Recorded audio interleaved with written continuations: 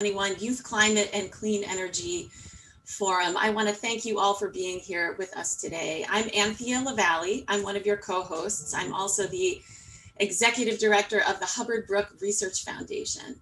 Now, not everybody in the audience may be super familiar with Hubbard Brook, and so I just wanted to explain very briefly that Hubbard Brook is an experimental forest in the White Mountains of New Hampshire. And very basically, it's a place where environmental scientists of all ages come together to study the natural world.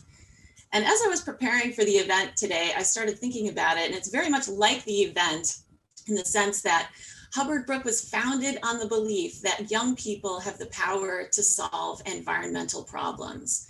You may be thinking, what does she mean by that? Well, it was at Hubbard Brook more than 50 years ago that a small group of scientists who were only in their 20s and 30s at the time discovered acid rain. And this is what led to the Clean Air Act amendments that protect our air and water to this day.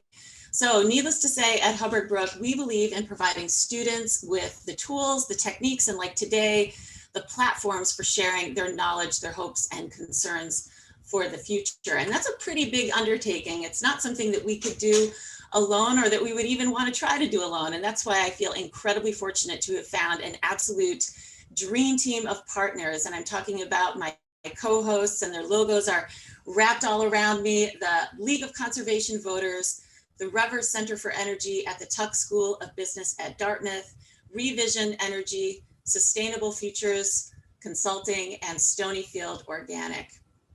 So we have a very tight agenda, and it is absolutely packed with content. We're going to dive into it in just a minute here. By way of a very brief overview of the flow of the day, we're going to start with 3 plenary sessions with all of us together in this Zoom room, and guest presenters will share some opening remarks, followed by a student-led Q&A. Then we're going to break into 3 concurrent breakouts, so the breakout of your choice. And at that point, audience participants will have an opportunity to share their own questions through the Q&A function. And then we're going to conclude, again, back all together with a lunch and learn with Deputy Director Shalanda Baker and a discussion of her recent book, Revolutionary Power. I think it's going to be fantastic. Now, the last thing I'm going to do is introduce my Hubbard Brook colleague, Dr. Charles Driscoll. Charlie is a distinguished professor of environmental systems at Syracuse University. He's also a member of the National Academy of Engineering, and he's a mastermind of some of Hubbard Brook's most innovative large-scale forest experiments. And if that weren't enough, but actually maybe even more importantly, Charlie is a longtime mentor to many brilliant young scientists. Take it away, Charlie. Okay, well, thank you, Anthea. Good morning. As Anthea said, I'm Charlie Driscoll. In addition to the hats that Anthea has put on my head, I'm also the chair of the Board of Trustees for the Hubbard Brook Research Foundation. And I'm also a research scientist, engineer. I'm an engineer by training, and I do work on climate change effects and mitigation, including at Hubbard Brook. I'd also like to welcome you to the Climate and Clean Energy Youth Forum. I'm really pleased that you're all participating. It should be a great program. Climate change is an incredible challenge with global, national, and particularly important local dimensions. To address these, we need all hands on deck, to try to develop innovative solutions. And I'm particularly excited because this is a great time for this meeting. Today, we have a confluence of interconnected ideas and initiatives associated with climate and clean energy, and these include a need for modernization of our infrastructure and opportunities for economic development, improvements in health, environment, and also environmental justice. I urge you to listen, learn, and particularly engage in this program. Before we get started, I wanted to reiterate the goals we have for the program. So first, we want to raise awareness about the implementation of climate and clean energy plans. Next, we'd like to discuss intergenerational science and policy opportunities for environmental justice. And third, we'd like to explore job growth possibilities, particularly for this emerging clean energy economy. So as Anthea said, we have to get started with the program. And to do that, we're fortunate to have Tiernan Sittenfeld. Tiernan is the Senior Vice President of Government Affairs in the League of Conservation Voters, and she will moderate the first session. So Tiernan, we're very happy to have you, and you can take over.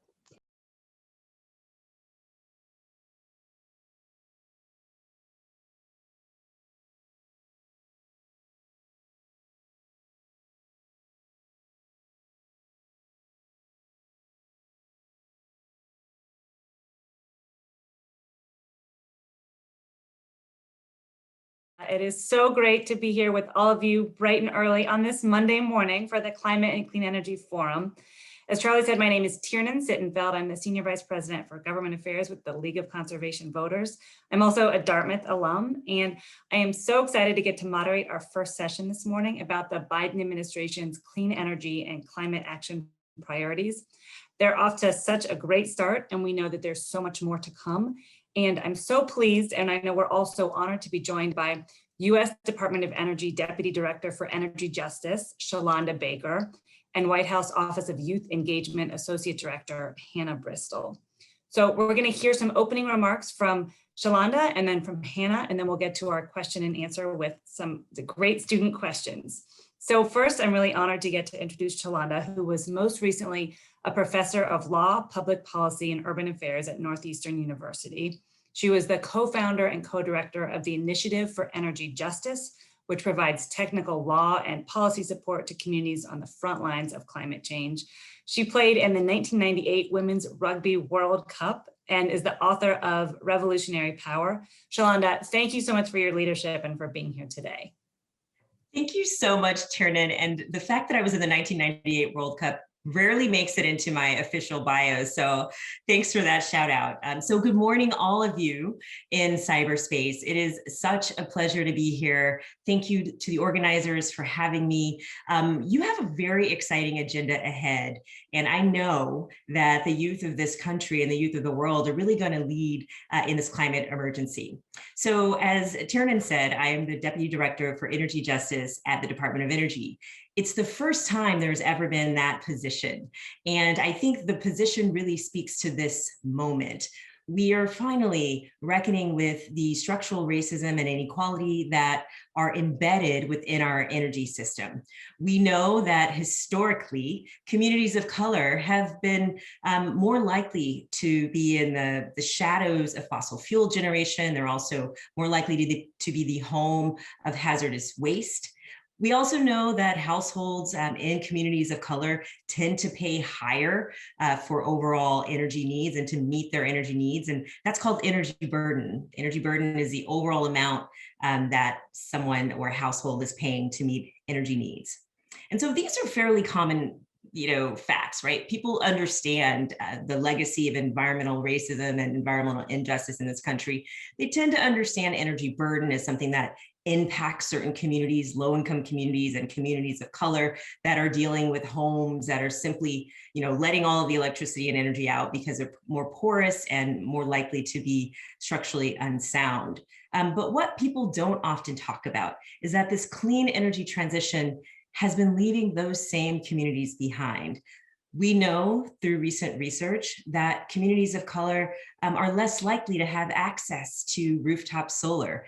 And so again, that may be intuitive for some of you in the audience, but even when we control for home ownership and income, that division and divide persists. So we have a racial disparity in terms of the adoption of rooftop solar and the participation in this clean energy transition. We also know that the solar industry is not diverse and not reflective of America. And so there's, again, a divide in terms of this clean energy transition. And so our president has signed an executive order which establishes Justice 40. And the Justice 40 commitment is a commitment and a promise to move 40% of the overall benefits of certain investments, which include investments in clean energy infrastructure, to disadvantaged communities. And so that is a remarkable and historic commitment. 40% of the overall benefits of certain investments have to go to disadvantaged communities. And so what this means is that certain communities, disadvantaged communities, are going to now be participants in this clean energy transition. They'll have more access to solar, more access to the jobs that will be created by this clean energy transition. And moreover, they'll be able to lower overall household energy burden, which is extraordinary. And that'll put money back into the pockets of those who've so far been left behind in this transition. And finally, the Justice 40 initiative allows us to reckon with the structural inequality and structural racism that is embedded in every single aspect of our systems, and most in particular, the energy system. And so I'm delighted to be in my new role as a Deputy Director for Energy Justice to help lead the Justice 40 initiative at the Department of Energy. And I'm looking forward to what's next. Thank you so much. Thank you so much, Shalanda, for your powerful words. At LCV, we are so excited about Justice 40 and could not agree more about the importance of addressing the interwoven crises of climate change, racial injustice, and economic inequality all together. So thank you, we're with you. We can't wait to hear more. But now I know we're really excited to hear from Hannah Bristol, who before going to serve in the White House, led Young Americans for Biden during the presidential campaign. Before that, she worked on Elizabeth Warren's presidential campaign. And prior to that, she worked at Next Gen America. She's worked in New Hampshire politics and clearly has such a wealth of experience and expertise working on presidential campaigns, elevating climate change as a top priority. And we're thrilled about the work that she's already doing in the Office of Public Engagement, and so glad that she's with us here today. So Hannah, thank you so much and welcome. Thank you so much, Tiernan. It's really great to be virtually back in New Hampshire with so many familiar faces. And my start in this work really comes from the intersection of the climate movement and electoral politics. I grew up in Virginia, where I always was engaged in the local Senate races that were happening with the presidential campaigns, and similar to New Hampshire, in a state where the national spotlight is there so often focusing on presidential politics, I realized that as a young person, even though I couldn't vote and my friends couldn't vote and I didn't have money or connections or the conventional ways that I knew older folks were flexing their muscles in politics, I was able to organize my friends to knock on doors and to talk to people about why it was really important that they voted, because I couldn't and because of the issues that were so important to me. And so I ended up going to college in Vermont. And in a story that might feel similar to a lot of you, I started to feel kind of disillusioned by politics. I wasn't feeling like I was getting what I was expecting to out of the leaders that I was spending so much time working to elect. And I remember being in the dining hall my sophomore year of college, talking to one of my friends right before the 2012 election. And she was like, well, none of the things you care about are going to happen if we don't have Barack Obama in the White House and if we don't have the right leadership in the administration. And so I took a semester off of college and moved to New Hampshire for the first time, where I was an organizer in Davie for Barack Obama. And ever since have been working to tie those threads together of making sure that we're getting people elected who are going to be champions for the issues that are important to us and the issues that we care about. And then, once we get them elected, that we're doing the work to make sure that we're governing and pushing forward those issues. And we need both so well. And especially as young people in New Hampshire, you have such a unique opportunity to be able to do that kind of work. And I was in New Hampshire both in the 2016 and 2020 primaries, and know how much so many of you were doing to make sure that we were shaping the election and shaping the narrative of the race to be one that was centering climate change so strongly. So I'm really excited to be now on this side of things, thanks to the work that so many of you all did, and also to be in a place where we're working for a president who's really valuing climate change as one of the 4 core commitments. And it was incredibly exciting, especially throughout the transition process, as we've been talking about COVID-19, the economy, structural racism, and climate change as the 4 crises that we really need to face as a nation. And as both Tiernan and Shalanda just said, a lot of those are so deeply intertwined. And I think the way that we are centering climate, centering racial equity, centering economic justice, and all of the work that we are doing has been incredibly exciting to me, and is really showing the kind of future and the kind of economy that we are able to build together. A couple things that I just am incredibly excited about as we're at day 50-ish of this administration. First of all, that we have positions like Shalanda's here, and we also have Gina McCarthy's climate team. We have so many ways that we're viewing climate as a core priority of the administration and pulling so many people together so that we're making sure that we're really working to address this very urgent crisis that's so urgent for us as young people who are going to inherit the consequences of any inaction or action that is happening right now. And we know that we need to be treating this with such an urgent approach and with so many brilliant people working together to get there. in the first, we saw so many things right off the bat. And we just talked about Justice 40, even on, the first day of the administration with rejoining the Paris agreements, with finally revoking the permit of the Keystone XL pipeline, which is something that I personally have spent a lot of time organizing around. These are the things that are so exciting, and there's so much long-term work that's going to be happening as well, especially as we're thinking about recovering from the economic crisis that we're facing right now as a result of COVID-19. It's super exciting that we're making headway to pass the American Rescue Plan to make sure that we're providing people with the direct economic relief they need right now. And as we're looking towards how we're building back the economy and how we're getting people on a road to recovery, I know so much of that will require an investment in clean energy and environmental justice, and making sure that we're centering climate work in all of the things that we're doing. So I'm super excited to be here with you all today, and thank you so much, LCV, for having us. Awesome. Thank you so much, Hannah, and couldn't agree more with all of the exciting accomplishments that have already happened from the administration.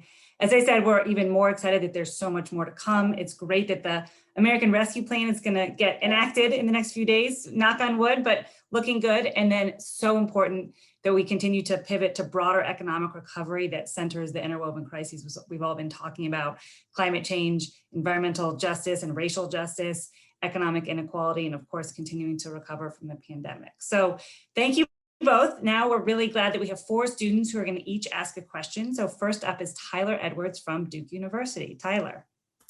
Hi, everybody. It's great to be with you today, and I'm honored to be starting us off. Firstly, thank you both for demonstrating your commitment to environmental justice and uplifting young voices by being here today. I'm Tyler Edwards, a junior at Duke University, and I have a question for Deputy Director Baker. Because I'm from North Carolina, I know that the summers here get so hot and humid that you might forget what winter feels like. I also know that during hurricane season, my phone will buzz with a flash flood warning once every couple of weeks or so. Most years, it's nothing to worry about, but it sometimes means road closures, power outages, or even the loss of homes.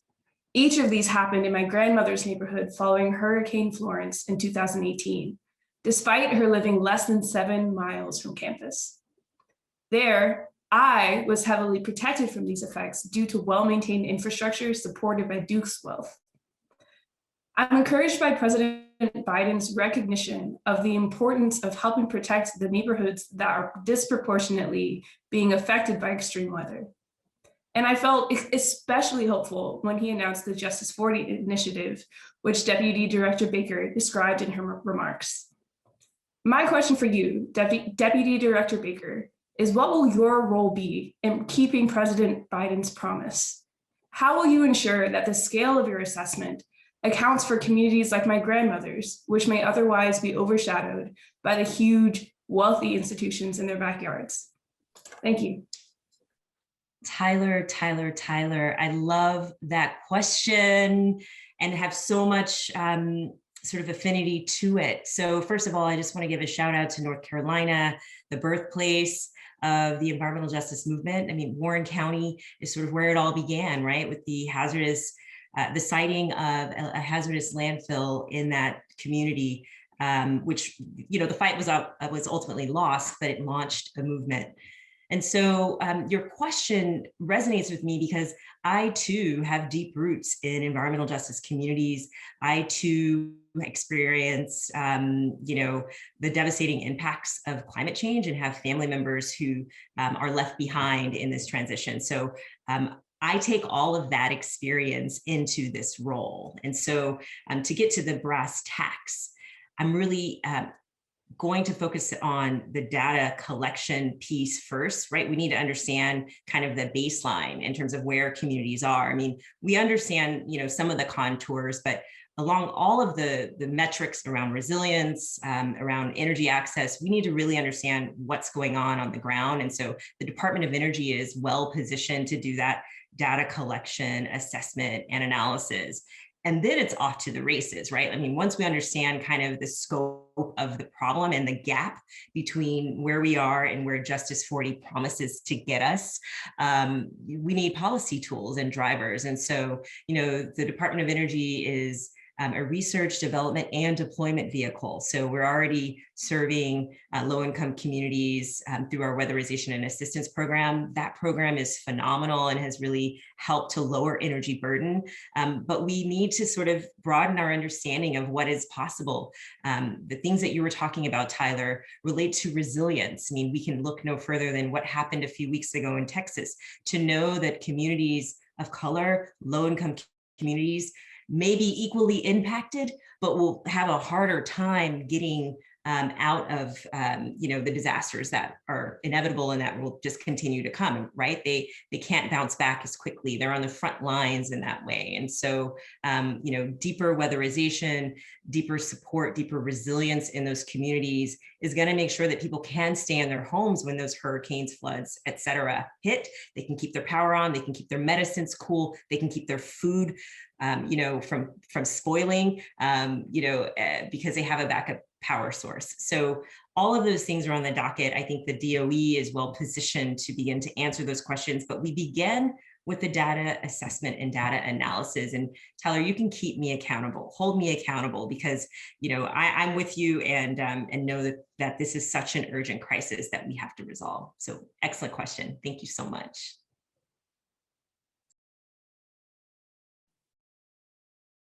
Good morning. Thanks, Tyler, for kicking us off with such an awesome question. My question is also directed towards you, Deputy Director Baker. Thanks again for joining us. We really appreciate your time and are excited to speak with both of you. My name is Alex Krass. I'm a current first-year student at the Tuck School of Business at Dartmouth in Hanover, New Hampshire. I'm actually from Hanover as well. Growing up in rural New Hampshire, I spent as much time with my family outside as I could, enjoying the beautiful river valley and surrounding mountains.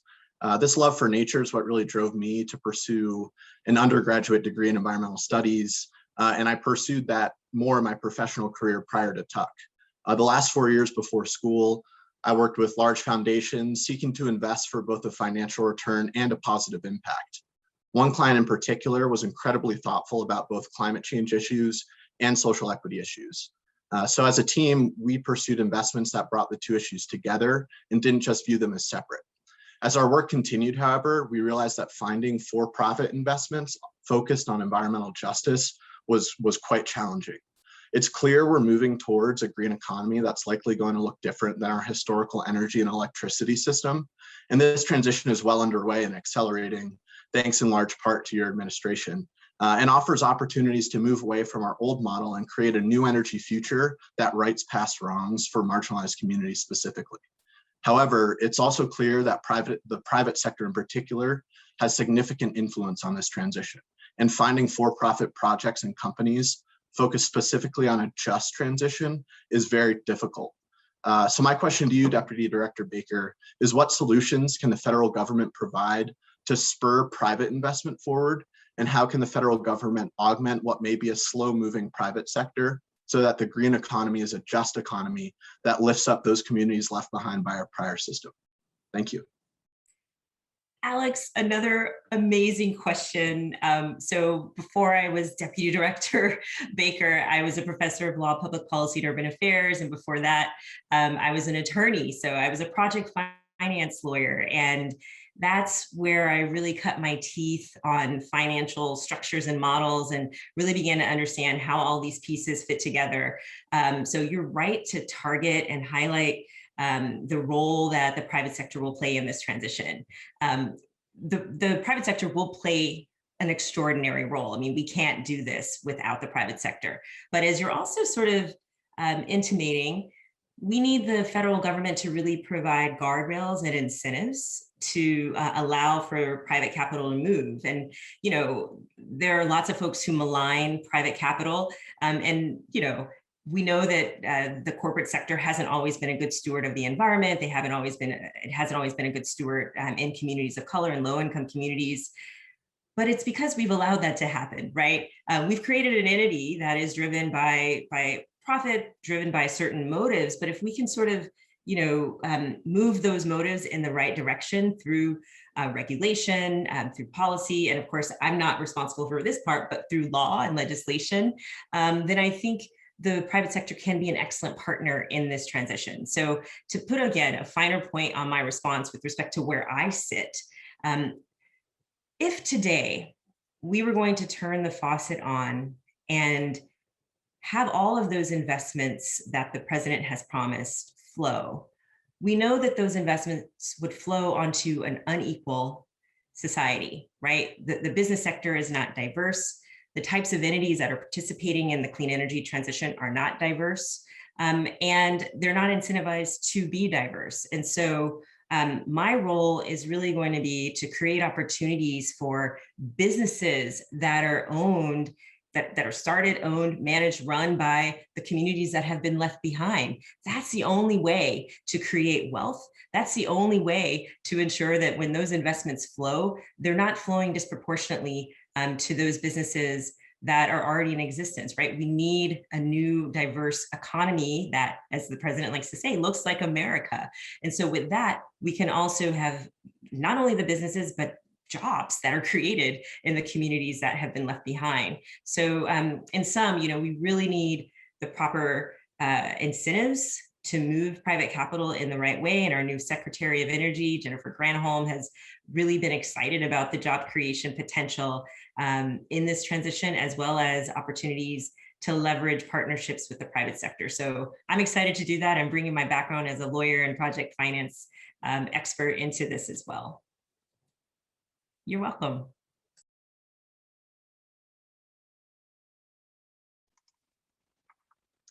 Hello, everyone, and hello, Deputy Director Baker and Associate Director Bristol. Thank you so much for taking the time to be here today. We really appreciate the chance to speak to you. My question is for both of you more generally. My name is Kat, or Catalina, and I am currently an ecology graduate student at Cornell, but I originally grew up in Illinois. And growing up, I loved any chance to leave the house and go on outings with my parents. But my parents are Mexican immigrants, and so they felt uncomfortable in many of the normal places in society. They worried about fitting in or being told that they weren't welcome. The one place where my parents and I could finally let loose and be carefree was in nature. The grass and the trees did seem to welcome us. As a small child, I remember one particular park that was right in front of our house and running over there all of the time with my parents. My dad would often lift me up into my favorite tree and I would work to climb up the different limbs. This park really brought a lot of solace and comfort for my family. Going back to that neighborhood years later, I found that the park had been replaced by a parking garage. As an ecosystem scientist who has spent years studying how humans have induced climate change and environmental degradation, I know that the change of that park to a parking garage lost an opportunity for sequestering more carbon at the minimum. But more than that, I know how much losing that park was also a big loss for that community. So my question is, have either of you thought about how to protect or create new green spaces that can be accessible to the public and especially low-income communities? Thank you.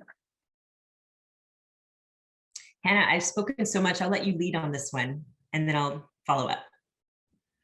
Well, thank you so much for your question and for all of the great questions that we've heard so far. I definitely, I know that Shalanda, you're the policy expert, so I will start with a little bit on the way that I'm thinking about things, which is very much in the context of what we can do to be organizing and to be building power and using all of the tools that we have, because that is really what I'm focused on. And I think one of the things that we're thinking about a lot is how are we making sure that young people are able to come to the administration with the issues that they care most about, that they have a pathway for feeling heard and for being connected with the right people, and that we're really creating pathways to access for folks who don't necessarily usually have a voice within an administration and within the political system. And so to that end, I think the way that I'm thinking about things like the question that you're asking is as people are organizing and as people need have their plans and their organizing priorities, that we're really in a place where we're able to be listening and to be getting that information into the right hands, into the hands of the folks who are making policy, who are able to do things on a federal level, or who are able to be advising. That's like what you're talking about is a very local instance, but I think so much of it can be modeled by the things that are prioritized federally. And so making sure that, we know the stories and the lived experiences of what's really important to people, and that we're able to advocate for that and turn that into policy and recommendations that that are able to have our cities and our towns reflect the values of what we really want to be seeing in our country and the green spaces that we want to have. Wow. Hannah, I couldn't agree with you more. And Catalina, thank you so much for your question as well. It's bringing up so much for me. So before joining the administration, I served on the Energy Facility Siting Board here in Massachusetts. And I had the opportunity to listen and participate in meetings concerning the siting of different energy facilities in our state. And one community in particular, Chelsea, East Boston, was the site of quite a lot of controversy with respect to an electrical substation. So a substation on its own isn't anything that controversial. Occasionally they do catch fire. So, but that's, it's not a frequent occurrence. But on its own, a substation isn't a big deal. But this particular community, which is East Boston, is an environmental justice community. And so it is right in the shadows of Logan Airport. So they're breathing in sort of those constant fumes from the airport. They also store all of the jet fuel for Logan Airport.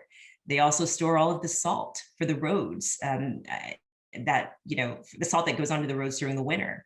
It's also an immigrant community, largely Latinx, low income, on the front lines of COVID. And this particular substation would be in the shadows of the only green space in that community. And so I participated in hearings as a board member or it was a public meeting, it wasn't really a hearing, where we heard from people in that community who said, this is our only space. And it was also on the banks of the Chelsea River, which in the climate future that we face will inevitably flood. And there are predictions that that substation actually may be in harm's way. And so I think from a federal policymaking standpoint, we have to think about how we're siting facilities and how we're making choices about taking green space from communities that have so little, right? I mean, this may be your only patch of green space, which is also problematic, right? We need to figure out a way to get at that too. That's a structural problem. But we need to also consider cumulative impacts and those sorts of things as we're making decisions. So the question resonates with me so deeply, and I hope, like Hannah said, that you do continue to organize for the things you care about, because ultimately making noise about things is at the heart of democracy. That is what democracy looks like, right? So thank you so much for the question, and thank you for your interest in these issues. Good morning, Deputy Director Baker and Associate Director Bristol. Thank you for making time for us today. My name is Anna Douglas, and I am a second-year student at the Tech School of Business at Dartmouth. With graduation nearing, I'm excited to begin a career in clean energy, and I do hope to contribute positively to many of the issues we're here to discuss. Before TUC, I spent 7 years on active duty in the US Navy, mostly on ships out of San Diego and more recently at Joint Base Anacostia Bowling, not far from Capitol Hill in DC. As Deputy Director Baker knows, the military is often an attractive option for young people trying to better themselves, and it relies heavily on on-the-job training, or OJT, to equip service members for what can be very technical work performed under extremely demanding circumstances. The success of each military branch hinges on developing and retaining young talent, where the ideal outcome is an organization which optimally combines the potency of a professional and energetic young workforce with the experience and wisdom of senior leadership.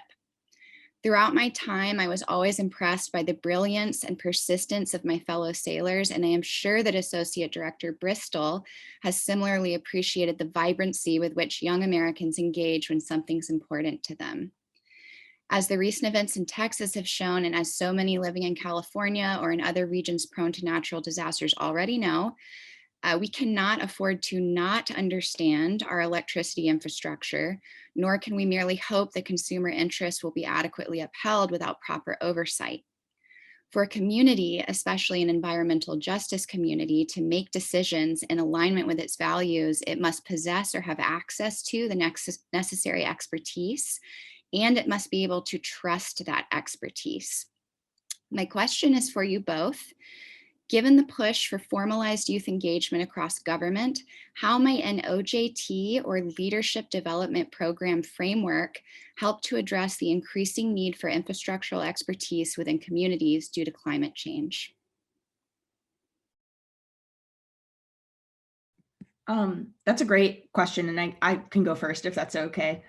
So I think, we especially, in addition to that, are seeing record youth unemployment right now, particularly in low-income young communities and young communities of color. And we know that from watching what older millennials experienced through the 2008 recession, that has such a lingering impact on the economic prosperity in a long-term way for young folks, especially just as you're graduating. And so I think that paired with what you're asking, a need for brilliant young people to be able to plug in and really address the challenges of our time is something that we are thinking about and talking about a lot. I know that there's a lot of interest in CCC. There's a lot of interest in other sorts of jobs programs where we can plug young people in to be able to do public service to make sure that we're able to have young people both have jobs and be able to get to work, and also be able to have the kind of work that we need to be able to tackle the challenges that we're facing, and particularly thinking about COVID and thinking about the economic challenges that we're having, making sure that we're moving in the right direction and filling all of the needs that we have. So I think that is such an important question and such an important thing that a lot of folks are thinking about as we're thinking about how we're moving into the recovery phase of this crisis. Wow, I mean, I don't have much more to add, but Anna, thank you so much for your service, and thank you for bringing that question to the surface. I think one thing I will contribute is this idea that we already have an infrastructure. We have an infrastructure of minority serving institutions, of historically Black colleges and universities, which are embedded in the communities that have been the hardest hit by this pandemic. Again, these questions are resonating with me. I love this. I miss students. I miss engaging, and kind of spitballing ideas around with my classes. But I know that you feel this, Anna. I mean, we are in an historic moment. I mean, this moment is historic for so many reasons. I mean, we have this cadre of climate experts, climate justice experts, energy justice experts, environmental justice experts who have joined this administration because we all believe that we are in a moment where there's no going back to where we were before. And so we have to build a system that is just and that serves all of us. We also, I think, can analogize this particular moment to the Great Depression. I mean, we have no idea what things will look like when we come out of this, but it's going to be all hands on deck. So the climate change core that Hannah mentioned, I mean, that's something that we have to figure out how to mobilize. We've got to make sure that that's equitable and that it also looks like America. We've got to infuse investments into our minority serving institutions. We also have to lift up the grassroots movements that have been doing things like mutual aid for those folks who are invisible in the eyes of the federal government. I mean, these are people who keep our economy afloat, but maybe they're not making enough money to really qualify for unemployment assistance or anything like that, right? Or they're working in the informal sector. So we've got to look at all of those avenues and double down as much as we can to make sure that they have the resources they need. But Anna, I mean, we're going to need you as well to be on deck, to bring your commitment, your beliefs, your heart into this future, because there's no going back to the way it was. Thank you. Yeah. Thank you so much, Tyler, Alex, Catalina, and Anna, for your awesome questions. I agree with Shalanda and Hannah. I love this. You all fill me with such optimism. I think we have we're actually, people can believe it, running about a minute early. So I'm going to give both Shalanda and Hannah 30 seconds for any final words for our great students and young people who are with us today. So Shalanda, would you like to go first? Sure. I just want to thank the organizers for this. And I do want to just reiterate that the youth of this world, the youth of this nation are going to save us. And here I am, in my role, working hard on behalf of future generations. That is what is fundamental to climate justice, right? That we care about future generations. It's intergenerational equity. And so I'm working on your behalf, and I look forward to you joining the fight with me. So thank you, everyone, for having me. Awesome. Hannah? Well, thank you as well, all of you, for being here today, for having us.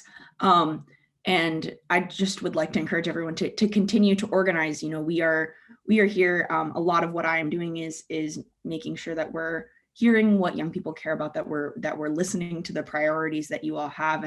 And so often I think young people aren't treated or thought of as full constituents, as people who policy has such direct impact, and our entire lives are so deeply shaped by policy and by our government at every step of the way. And as young people, you are just as policy impacted as anyone else. And it's really important for you all to make sure that you're advocating for the things that you believe in, that you're using the pathways that you have to be heard, and know that folks like Shalanda and I are here working in the administration to make sure that those issues are heard, and that we're able to be prioritizing environmental justice, that we're able to prioritize climate change, and that we're able to build a clean energy future that is a world that we all want to and deserve to be able to live in. And so thank you all so much for all the incredible work that you're doing. And I hope you have a great rest of your day with the incredible speakers that you all have lined up.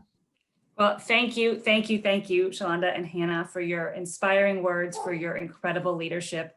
We are so excited about this whole of government intersectional approach that really centers climate and racial justice and economic inequality. And we're all in to help you make progress in the days, weeks, months, years ahead. So thank you again. And now I'm going to pass it over to my fantastic LCB colleague, Rob Warner, our New Hampshire State Director. Thank you.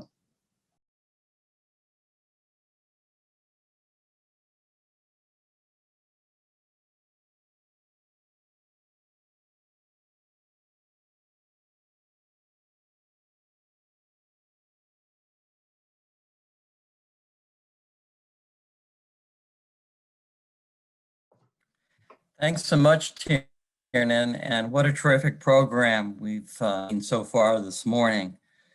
We're going to be hearing next from our New Hampshire Congressional Delegation. We're going to hear from all 4 members, Senator Hassan, Senator Shaheen, Congressman Pappas, Congresswoman Custer. They're all a terrific team working hard to make sure that we are taking strong climate change action and moving our economy to a clean energy economy. Very important, creating economic opportunity, creating jobs, while at the same time protecting our planet. We have 4 students with us, and if Senator Hassan is here, I'd love to turn it over to her for her opening remarks. Thank you, Rob. It's really great to be with all of you today. I'm Senator Maggie Hassan, and I am very excited to be with all of you for the 2021 Climate and Clean Energy Youth Forum. We're all here today because we recognize that climate change is an existential threat. That threat is obviously already had an impact on New Hampshire. It puts our natural resources, our communities, our economy, and our way of life at risk. And the decisions we make today will have an impact on future generations. One of the reasons that the young people that are advocating so hard to combat climate change are such an important part of this movement. All of you are able to speak with real authority about your concerns about how climate change will impact not only your generation, but your children's generation and all generations to come. You're pushing for real action because you recognize the severity of the climate change, the climate crisis, and you're doing vital work to raise awareness in your communities and all throughout our state. So I'm working to support what you're working on too in Congress. I'm working to protect our environment, to combat climate change, and to build a stronger clean energy future for generations to come. So I just want to talk about a couple of things I'm working on in Congress. Then I understand there may be a question. So to start, it's really welcome news that the Biden administration and our country is returning to the Paris Climate Agreement. It's a really important first step in reestablishing our country's leadership in combating climate change. And we have to now advance bipartisan efforts in Congress to build on that progress. So just taking a step back, as a state senator, I successfully pushed for our state to join the Regional Greenhouse Gas Initiative, what some of you may know as RGGI. And I continued working as governor to strengthen that critical program. That program has been successful in helping reduce harmful emissions and energy costs. It's helped create jobs, and it's encouraged innovation in New Hampshire's renewable energy economy. At the federal level, I'm working to pass legislation that would support states like New Hampshire that have already created these sorts of emission reducing programs. And the legislation would also work to encourage other states and local governments to develop their own regional greenhouse gas initiatives. Additionally, I've supported bipartisan legislation to provide incentives for investments in clean energy, including to help lower energy costs for families and reduce carbon emissions by reinstating and strengthening a tax credit for energy efficient home upgrades. And I've also worked on another tax credit that would also incentivize greater energy efficiency in the construction of new homes. We also have to take action to protect communities from the climate change that's already happening and the damage that it's already inflicting. In New Hampshire, we've seen the damage of stronger, more frequent storms, particularly on the seacoast. And that's why I'm focused on efforts to help vulnerable communities prepare for that kind of damage, improve our infrastructure, and develop resilient strategies for extreme weather events. Finally, I'm going to continue to support conservation efforts. Last year, Congress passed the Great American Outdoors Act, legislation that will protect our state's natural beauty by permanently funding the Land and Water Conservation Fund. And it will also help us reduce maintenance backlogs in our national forests, our national parks, and refuges. Just last month, the Biden administration also heeded a call from Senator Shaheen, Congresswoman Custer, Congressman Pappas, and me to repeal policy changes made in the final hours of the Trump presidency that would have really hurt conservation efforts in our state. Look, there is a lot of work ahead of us to address climate change and to protect our environment so that our citizens, our businesses, and our economy can all thrive. But I'm inspired by the work of everyone here. Your generation is really fighting for progress and fighting to make a difference on this critical issue. And you're helping push for the changes that our whole country needs to make to address the climate crisis. I am really grateful for all of your efforts. You know, I often think about the fact that New Hampshire is really defined in so many ways by its natural resources, its natural beauty, rugged seacoast, extraordinary, rugged, challenging mountains. They really remind us of who we are and what it took to settle our beloved state. We have to protect New Hampshire's climate, protect our natural resources, protect our countries, and protect our planets. That's what all of your work is really geared at doing. And I look forward to partnering with you every step of the way. Thanks so much for having me this morning. Thanks, Senator Hassan. We have a question from Catherine Breger, who's a student at Hanover High School. And I should note that Hanover High School has developed its own climate action plan, which is very unique. They're a real leader. So I'll turn it over to Catherine for the question. That's great. Hi, Catherine. Hello. Thank you so much for your time today, and thank you for your work in encouraging energy diversification, creating high quality clean energy jobs, and representing our environmental activism in the Senate. My name is Catherine Brego, and I am a senior at Hanover High School in Hanover, New Hampshire. I previously lived in Bethlehem, New Hampshire, where I witnessed the battle between my town and large companies over the tons of trash being dumped in my local landfill. Trucks from out of state would line up at the landfill gates overnight, and eventually the view of the White Mountains was blocked by the trash mound. Seeing this firsthand motivated me to develop a plan for my high school's cafeteria to eliminate single-use utensils and bottles. For the past few years, I have also worked with the team at my high school to implement our climate action plan, the first climate action plan for a high school in the United States. More recently, we upgraded our climate action plan with the help of Vermont Law School students to ensure that environmental justice was included. In the process, I realized it is impossible to solve climate change problems while ignoring the environmental justice component. So, Senator Hassan, would you consider sponsoring a bill to strengthen the National Environmental Policy Act by reversing some of former President Trump's executive orders and by furthering the environmental justice considerations when developing any project that uses federal funds? Thanks, Catherine, for the question. You know, the National Environmental Policy Act, also known as NEPA, was groundbreaking legislation back in the 1970s. It requires the federal government to consider environmental and public health impacts of any federal action. And it also requires a public comment period so that concerned citizens and communities like Bethlehem can weigh in about how a particular project would impact them. The Trump administration, as you've referenced, made really damaging changes to how the law is implemented. It limited what projects could be reviewed, it limited what environmental impacts are actually considered, and it reduced the time allotted for the review and public comment about these impacts. So I was very happy to see that on pretty much on day one, the Biden administration issued an executive order to review those Trump actions. And it's already revoked some of the harmful changes that the Trump administration made. One of those was the Trump administration had eliminated guidance on greenhouse gas emissions, and the Biden administration's already reversed that. I'm going to continue to work with Congress and with the Biden administration to strengthen NEPA on the issue of environmental justice in particular, and congratulations on what you've done at Hanover High School and the way you've led, because I know other high schools will begin to look at what you all have done and follow your lead. That lead is included asking questions like this one.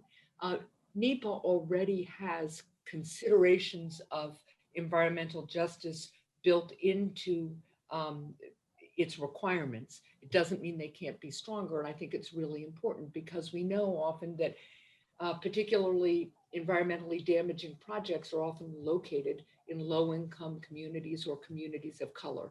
And that's something we have to combat.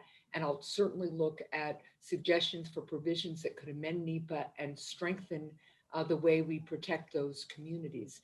But it's also critically important to understand, and I know the representative from the Biden administration who was just speaking to you all was just mentioning this, that President Biden and Vice President Harris have taken really an unprecedented approach to the way they're going to address climate change by really making sure it's a whole of government approach. Their Council of Economic Advisors is considering climate impacts in all of their policies. And I was really impressed as I asked questions of the nominee for the Deputy Secretary of the Treasury. You don't usually think of our Treasury Department as a department that would think about climate change. But one of the things that he will be tasked with is overseeing how the Treasury Department as a whole responds to and works to combat climate change. That's the type of integrated approach that the Biden administration is taking, and that includes looking at issues of environmental justice in everything that the administration does. So it's a really important step forward, and it really reflects the administration's understanding of how important it is that we integrate the work on combating climate change into every aspect of our federal government and our federal policies. So thanks so much for asking the question. And again, congratulations on your work at Hanover High School. Good luck on what you're going to do next. Thanks. Thanks, Senator Hassan. You have a busy day today, and we're going to be welcoming Senator Shaheen into the conversation. Good to see you. Thanks so much. Thanks, Rob. Turn it over to Senator Shaheen for her comments. Well, thank you, Rob. Thank you to the League of Conservation Voters and to all of the young people who are on this call today. It's very clear that your generation is driving the debate around climate change in a way that is going to get us to a solution. And I'm pleased that Joe Biden has made addressing climate change one of his top 4 priorities, along with dealing with the coronavirus, bringing the economy back, looking at racial inequities in the country, and responding to climate change, which, as we all know, is truly an existential crisis. So I was proud as a member of the Senate to be able to go to Paris for COP21 for right before the signing of the Paris Climate Accords, because you all probably don't remember, but the Congress had just flipped, the Senate had just become Republican and had been in opposition to the Paris Climate Accords. And so we wanted to be there in a delegation to show support from Congress and from the United States that we needed to participate with the rest of the world in responding to this crisis. And I was so pleased that Joe Biden made this one of his priorities and has already rejoined the Paris Climate Accords. Now, that's a first step. Obviously, the real work comes now in responding to how we get to the reductions in carbon and preserve our planet. And that's where Congress needs to come in. I'm pleased to be a member of the Senate Climate Solutions Caucus. We are now 14 of us, equally divided between Republicans and Democrats. And I'm hopeful that that will help get us some bipartisan approach to legislation that will address climate change, which we know is affecting everybody. And when I say everybody, I mean the whole world. And we see it in New Hampshire very directly in terms of our winter, where it was very cold over the weekend and it's going to be in 60s by the end of the week. So those kinds of dramatic changes in temperature are one of the characteristics of climate change. So we've got to address it in all kinds of ways, not just in our schools, but at the federal level, and our states and our local communities, and each of us in our own personal lives. I got interested in energy efficiency, which I believe is a real way to address climate change, back when my husband and I were building our home in Madbury in the middle of the Iranian oil crisis. And we started looking at energy efficiency as a way to lower our energy bills. And what I have learned over the years as governor and beginning to retrofit state buildings to make them more energy efficient is not only do we save consumers dollars, but we dramatically reduce the pollution that comes when we are not as efficient as we should be. And if we look at the last 40 years or so, we have actually saved more energy through efficiency than we have produced through fossil fuels and nuclear power combined. So it is a huge piece of our energy future, and it's unfortunate because it doesn't seem to be as exciting as wind or solar, that it doesn't get as much attention. It's one of the sectors over the last year, because of COVID, where we've lost the most energy jobs have been in energy efficiency. I've been working on legislation with Rob Portman, who is from Ohio, since 2011 to put in improved codes, building codes for energy efficiency, because there are significant savings there. Over the years, we've gotten most of our bill done, but we still have been stymied on those building codes because the home building industry has been opposed to that. But we're going to continue to stay at it, because if we can pass these provisions by 2050, we would save 1.2 billion tons of emissions, and I think it's 41 billion in costs to consumers, in addition to creating tens of thousands of jobs. So there is a lot we need to do. We need Congress to get active, and in order to make that happen, your voices are really critical. So thank you to all of you, to the League of Conservation Voters and all of the other advocacy groups for what you're doing to push Congress to act on this critical issue that is a real threat to all of us. Thank you. Thanks, Senator Shaheen. I'm going to turn it over now to Jake Garang for a question. Jake is a recent graduate of UNH and now is working for Resilient Buildings in Concord. So he's putting his education right to work for us. Thank you. Good. Thank you, We're in Rob. my And wheelhouse. yeah, I'm excited to ask this question. Good morning, Senator Shaheen, and thank you for your excellent work in the clean energy space and for taking the time to answer my question. My name is Jake Guerin. I grew up in the small town of Walpole, New Hampshire. I ventured out of the Granite State to attend business school in Massachusetts, but I transferred to the University of New Hampshire when I decided sustainability and environmentalism would be the focus of my career. It was so great to be back in my home state at an institution that is known for its climate research and sustainability efforts. I now live in Madbury, New Hampshire, and as Rob said, I work for the Resilient Buildings Group as a high-performance building analyst. I'm especially drawn to this work for the opportunity to mitigate climate change and protect the well-being of our future generations. After graduating with a degree in environmental science, I followed my passion for climate action through a sustainability fellowship with UNH. I learned about the many climate programs in place in the state of Vermont as I developed a comprehensive review of the state's resiliency and mitigation efforts. This experience gave me a great new perspective on clean energy solutions and their potential to curb the trajectory of our climate. However, through my research and after graduation in my work since, I've found that low-income communities and other vulnerable communities are often neglected from the benefits of the clean energy transition. As climate change is a challenge for all of humanity, it is crucial that we develop comprehensive solutions that support all communities. So, Senator Shaheen, could you tell me how you would create the necessary funding opportunities for New Hampshire state government to generate more affordable clean energy and more accessible clean energy jobs for low-income communities? Thank you.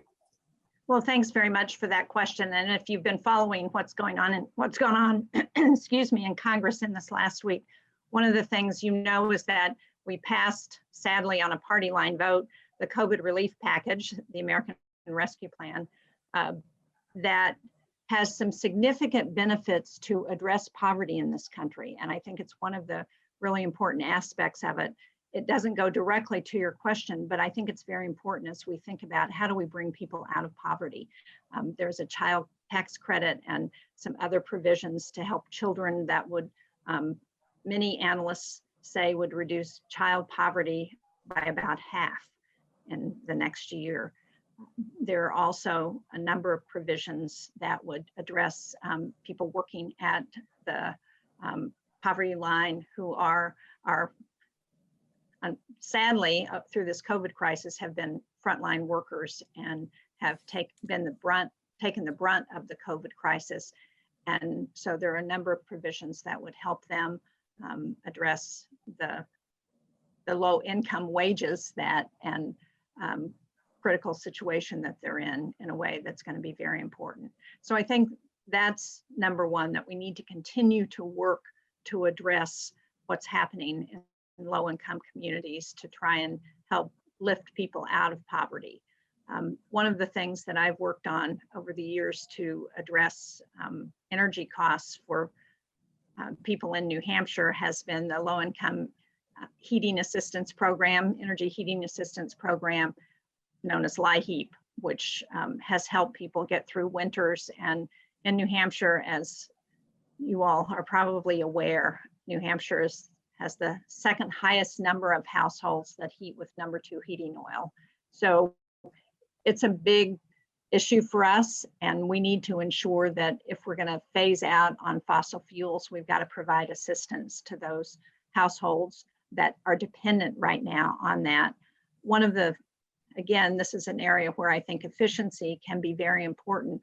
Back in 2009, when we passed the American Recovery Act, because of the financial meltdown, there were significant dollars in there to address energy efficiency through the weatherization program, which is a program that helps low-income people weatherize their homes. So make changes to make them more energy efficient. And it not only saves money for those families, it saves the pollution costs, or pollution, but it also makes living much more comfortable. We all know that when we're in rooms that are drafty, that are too cold, that are too hot, that life is more uncomfortable. So there are real benefits to supporting those kinds of programs. And again, because my focus has been around efficiency, that's where I'm going to continue to work. But if we could get the Shaheen-Portman legislation around energy efficiency, the Energy Efficiency and Industrial Competitiveness Act passed, that would incentivize states to adopt stricter building codes that would make homes and buildings more energy efficient, it would be significant for everyone. And as part of what we need to do, we need to ensure that people in low-income areas have that support so they can make changes and incentivize landlords as well.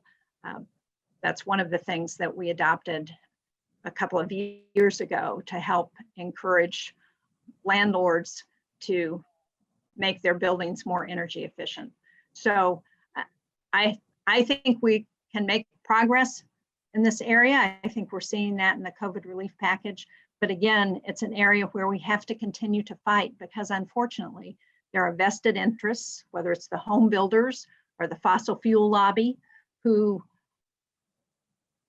think that they stand to lose. They see this fight around climate change as a zero-sum game, where if we increase alternative sources of energy, we create jobs for people in those areas, then it means that they are going to lose jobs. And what we need to help everybody understand is that this is an area that can bring everybody up, that if we encourage jobs and alternative energy sources, that's going to be good for all of us. So thank you for what you're doing, for the efforts that you're making, and please contact our office if we can be helpful at all, or if you all have ideas for what you would like to see in terms of legislation. Our office number in Manchester is 647-7500. Thanks very much. Thanks, Rob. Thank you, and thanks for all your work over a long period of time, both as governor and now senator. Have a great day, and I know you're off to other meetings, so thanks for joining us. I want to call forward Congressman Chris Pappas. Congressman Pappas has done great work on the Transportation Committee. Thanks for joining us here today, and take it away. Well, thanks very much, Rob. It's great to be with you, and good morning, everyone. I really appreciate the invitation and the opportunity to join you for what is an essential conversation that we must continue to lift up. Appreciated being able to hear from Senator Shaheen, and I want to thank the rest of my colleagues in the delegation and those across Congress that have been working on these issues for a number of years, and to all the organizations that help put this together, to all the students and young people involved in today's events. Thanks very much for being a part of this. Look, I think it can't be said enough that climate change is an existential threat to a healthy, secure, and prosperous future in this nation and across the planet. So we need bold, forward-thinking action right now to address this challenge. And that's why I'm glad that there's growing engagement and support for solutions that can help make the positive change that we need to realize. At the end of the last year, we had an important report that came out from the House Oversight Committee that talked about the impacts of climate change on New Hampshire specifically if we fail to do this work. The report made very clear what we already know, which is that climate change is a public health emergency, because they told us in this report, without taking action in the next 50 years, New Hampshire could see 30,000 emergency room visits for cardiovascular and respiratory diseases, 38,000 premature deaths just in New Hampshire alone, and 1.8 million lost work days due to extreme weather and public health concerns. So look, having this conversation about clean energy, about addressing climate change, about rebuilding our infrastructure in a clean and green way, this can't happen soon enough. Especially as we think about recovering from this pandemic, this is the right opportunity to talk about what Senator Shaheen just mentioned, which is making sure that we can lift everyone up, that we're aligning the science with the environmental policy, with the economic policy in a way that can put people back to work and address the existential threat of climate change. We know in New Hampshire that we rely on our natural environment and our ecosystems as major drivers of our economy. And that's all going to be threatened if policymakers continue to bury their heads in the sand and ignore this problem. Climate change will hit our tourism industry, it'll hit fishing, agriculture, outdoor recreation, and so many sectors of our economy really hard over the coming decades. It will also lower property values. It will also place a greater strain on our public infrastructure. So the cost of doing nothing is immense. And that's why we have to act today. And that's why the United States also has to lead a global effort and seek to build a coalition of nations from around the world to address this problem. One of President Biden's first actions was to rejoin the Paris Climate Agreement. That is a crucial, important step. And we have to re-engage, we have to lead. We can no longer leave our seat vacant on the world stage. And so while we work with international partners, we also have to look at how we can make change here at home. And this is the time to do it. I think America can lead the way and develop the clean energy economy that so many folks are clamoring for. I believe that we need to develop a detailed economy-wide plan to achieve net zero emissions in our economy by 2050 at the latest. We need to make investments in federal research and development for clean energy technology, including battery storage. We know where we need to get to, but we don't necessarily have all the technological advancements ready today to get to that place. And so that's why developing these technologies, including battery storage, are so important. We also need to support legislation like the Clean Energy Economy Act, which I'm a co-sponsor of. And this legislation sets a national goal of achieving 100% clean energy economy by no later than 2050. I'm a member of the House Transportation and Infrastructure Committee, and transportation remains the largest carbon emitting sector of our economy. In New Hampshire, transportation is the highest source of emissions at 42% based on 2019 data. And so as a member of this committee, we're looking at how we can invest in the future of this nation, how we can do it in a transformational way. And at this point where our economy continues to struggle through this public health crisis, how we can put people back to work and ensure that we're pushing forward smart policies that will address both the immediate economic needs of this nation and also the long term as well. Some of the priorities that I have as we think about the next infrastructure package and the sort of economic stimulus that I think will come after this rescue plan that we hope to pass in the House this week. Some of the facets of that infrastructure bill, I hope, include increasing investment in climate resilient infrastructure, not just rebuilding what we have, but rebuilding it for the future, using newer and greener materials as well in the construction process. We need to also make sure that it's truly a multimodal system of transportation. This shouldn't just be about adding more lanes to the interstate, but by investing in passenger rail, in transit, in other modes of transportation that will help serve our needs moving forward. We know that there are important priorities on that front in New Hampshire. We want to make sure those are funded as we move forward. And we need to also make sure that we're doing all we can to invest in active transportation. I have legislation that would create significant investment in bike and pedestrian infrastructure to help create local and regional connections. That's an amenity, frankly, that a lot of young people and people of all ages are looking for in New Hampshire, but there really isn't a dedicated funding source. And that can help ensure that people can recreate, can get to work, can get to and from the center of town and do it in a safe and green way. And I think there's a lot of excitement and growing support there. So we had a bill last year that contained a number of these priorities in the House. Unfortunately, was not taken up in the Senate. But as the federal funding for highways expires in September, this is our opportunity to talk not just about roads and bridges, but about all modes of transportation and about how we can rebuild for the future.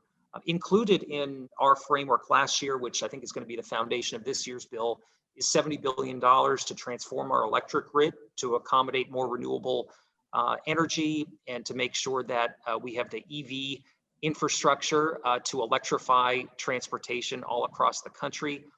There's also significant support for weatherization and energy efficiency programs and for smart communities infrastructure. So I'm really excited about the opportunities that we have with respect to rebuilding our infrastructure and how we can do that in a transformational fashion.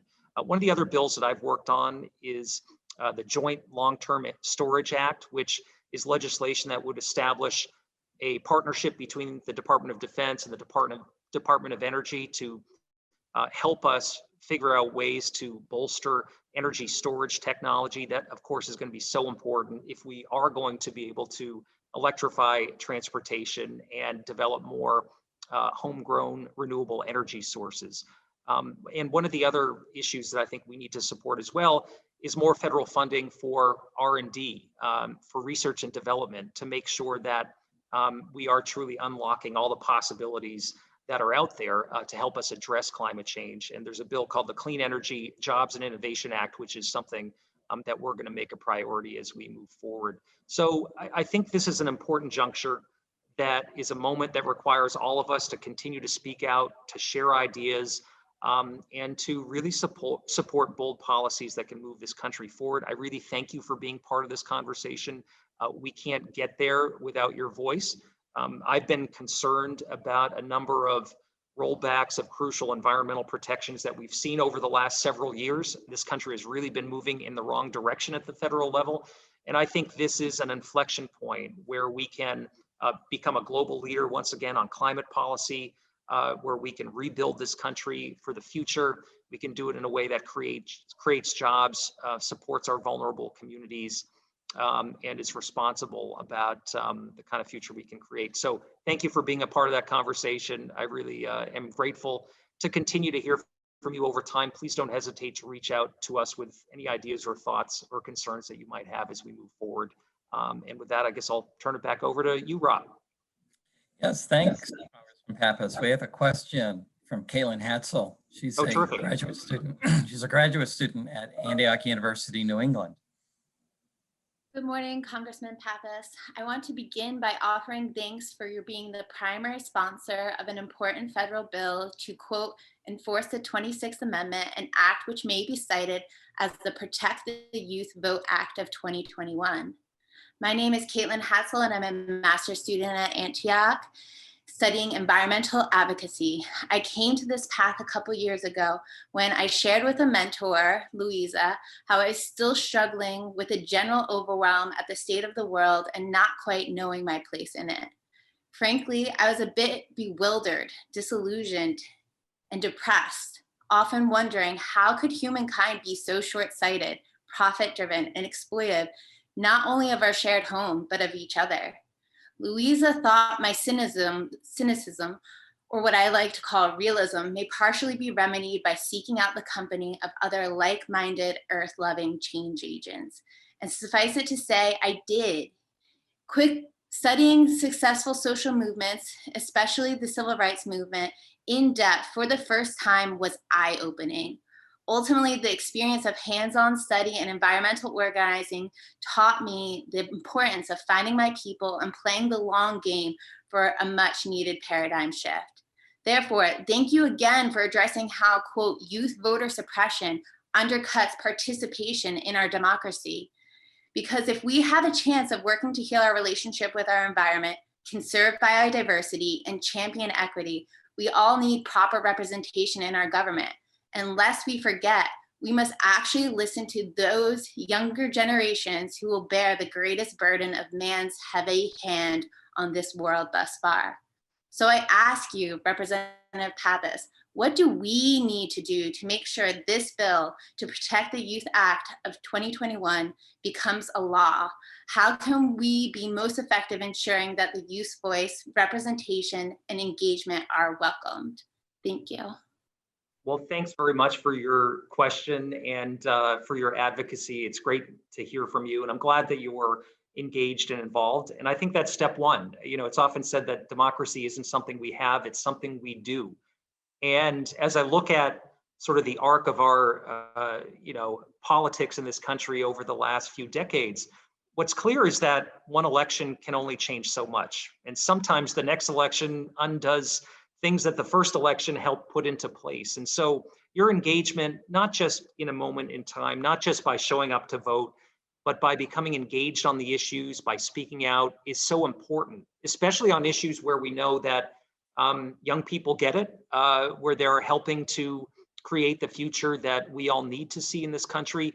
Frankly, we can't wait 10, 20, 30 years until your generation fills the halls of Congress to help be making these changes. And so that's why events like this is so important. It's also why we have to recognize that there is an organized effort across the country to suppress the youth vote. We have seen legislation in New Hampshire that targets young people and college students. It's happening other places too, where politicians are seeking to put up barriers to make it harder for people to access the vote. That is un-American. We have a constitutional amendment, the 26th Amendment, that says anyone 18 years of age or older should be able to exercise their right to vote. And so my legislation looks to safeguard that amendment and make sure truly that we're not seeing any punitive laws passed that target young and student voters so that everyone can exercise their right to vote. That's important to be able to make progress on some of the issues that we talked about today. But it's also a fundamental American thing that we all have to support. And voting is habit forming. You do it once, you do it twice, you're much more likely to do it throughout the rest of your life. So there's no time like today to welcome young generations of new voters into the public square, make sure that they have a role to play. In addition to the Youth Vote Act, we're also supporting HR 1, which helps take on the influence of big money and special interests in our political system, really looks to level the playing field to make sure that everyday Americans ultimately have the say, as opposed to the corporate special interests, which have far too much influence in Washington, D.C. That's part of the reason why the fossil fuel companies are so entrenched in Washington. We want to make sure that the support that exists across the country for action on climate is also reflected in our government in Washington. And by passing HR 1, Protect the Youth Vote Act, and other voting rights pieces of legislation, I think we can help achieve that. So stick with it. Don't get frustrated. There will be bumps in the road, but we need your voice. It's absolutely essential for the future. Thanks, Congressman Pappas, for all your work and your commitment to these issues. We really appreciate it. I'm going to call up Congresswoman Annie Kuster next. And Congresswoman Kuster serves on two very important committees, Commerce and Energy and Agriculture. So she has a lot to do with these issues. Thanks so much for joining us, Congresswoman Kuster. Great to be with you. Good morning, Chris. Good to see you. Hi, Beatrice. How are you? And good morning, Rob. Wonderful to be with you. Thank you for having me. And I'm excited to get together to talk about combating the climate crisis. I agree with everything that Chris said about the youth vote. HR 1 is really important. And if ever there was an important time to get involved with our state legislature to make sure that they are not taking steps to disenfranchise young people, many of whom live 4 years or much longer here in our state, and they should not lose the right to vote when it's so important, when you're young and idealistic and can make a difference in the world. So I remember being involved in presidential campaigns when I was 16 years old and being very inspired about change.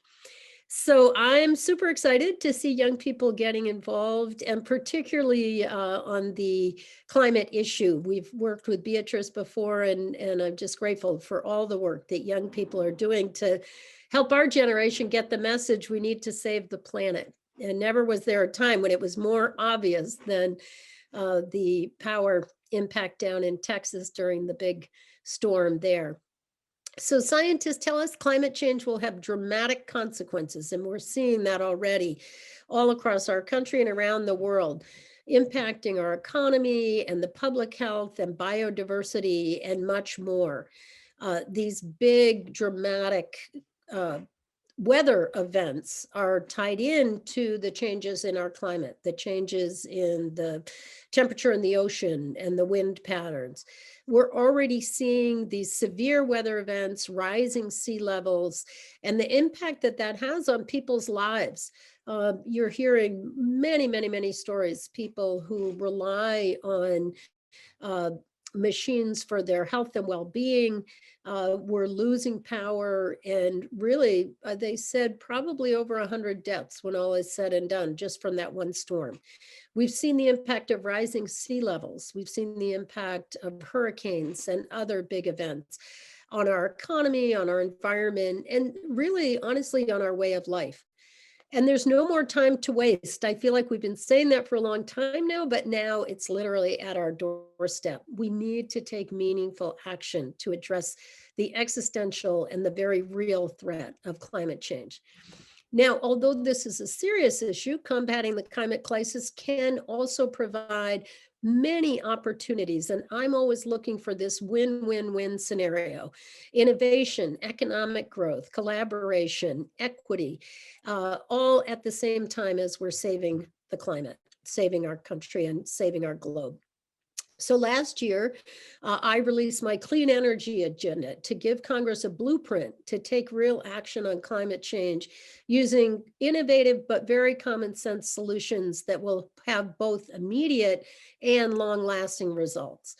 Facilitating the expansion of renewable energy is going to help transition America and the Granite State to this clean energy economy, lessen our dependence on fossil fuels, both foreign and domestic, and achieve a resilient, reliable electric grid. Investing in energy efficiency will help Granite State families and businesses to lower their cost of heating, water, and electric bills, and reduce overall energy demand. And some of the most exciting work actually is in lowering the use of electricity, and some of the innovations we have now in reducing our use.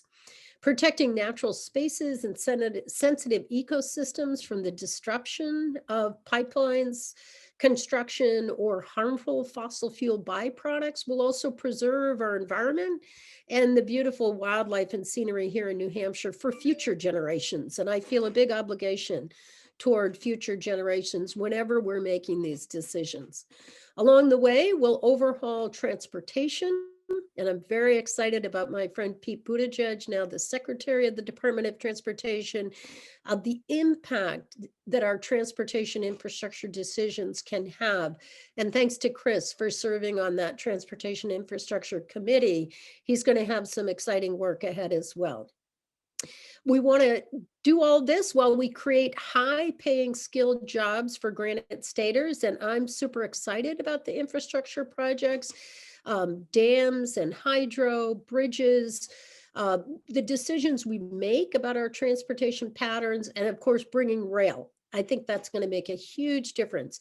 We're going to reduce the fossil fuels that are burned with sitting in our cars, waiting in traffic to get to work or to get home.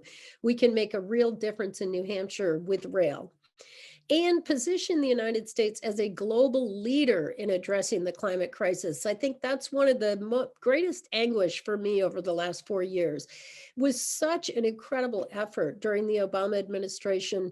A shout out to then Secretary of State John Kerry for the work that he did, Hillary Clinton, and to President Barack Obama and Joe Biden for the climate, the Paris Climate Agreement and the progress that was made there. And I just think we lost an incredibly valuable 4 years, and we lost a lot of our reputation and respect around the globe, but I want to see that restored.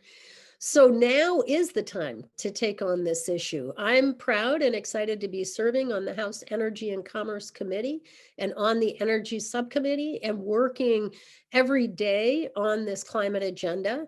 With a new administration willing to work with Congress to tackle climate change, I'm feeling very hopeful right now about our ability to meet this moment. I'm heartened to see so many engaged young people asking the tough questions about climate and policy and how we change policy. Voting is very important to that, and I'm glad you brought up that 26th Amendment question. We need your voices in this conversation. And with that, I'm happy to take a few questions from our students and young professionals joining us today, and thank you for having me.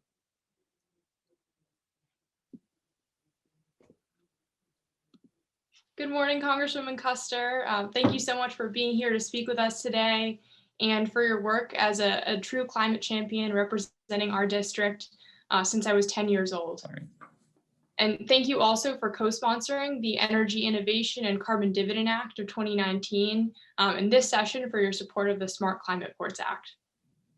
My name, as you know, is Beatrice Burak. I'm 17 years old and I'm a senior at Phillips Exeter Academy, but I grew up in your hometown of Hopkinton. And I also grew up skiing in New Hampshire's White Mountains. It's where my parents learned to ski, it's where they taught me how to ski, and it's where I hope to one day teach my own children how to ski. But because of climate change, that might not be possible. A recent study from Plymouth State University and Hubbard Brook found that the number of snowmaking days for New Hampshire ski areas is continuing to decrease due to climate change. And I know that if we don't act quickly and decisively, that trend's only going to get worse. It's actually my passion for skiing that prompted me to get involved in New Hampshire politics, specifically related to climate issues. And through that involvement, I keep hearing the same troubling rhetoric from some of our state elected officials. I hear them saying that since New Hampshire is a small state and any reduction we're able to make in greenhouse gas emissions won't have much of an impact on a global scale, that we just shouldn't even try. And of course, that's extraordinarily troubling because if we want to still be able to ski in the White Mountains in 50 years, for instance, we need to act now. And we need to start reversing those trends. So my question for you, Congresswoman Custer, is what actions will you and the rest of Congress, along with the Biden administration, take to incentivize all states, both the large and the small like New Hampshire, to enact strong and lasting climate solutions? Great. Bea, thank you so much. And let me broaden the question a little bit just so that we can include all winter sports, all snow sports. Snowmobiling is impacted, snowshoeing, ice fishing, all of the ways of life that we have to not just survive the winter, but thrive during the winter, getting young people and older people outdoors, feeling healthy and making a difference in the quality of our life. So we definitely do have fewer cold days, and that research from Hubbard Brook is just extraordinary. I remember that was a eye-popper experience for me meeting with the researchers. So Hubbard Brook is an amazing resource for this climate discussion, and it's located right here in New Hampshire, just north of Plymouth.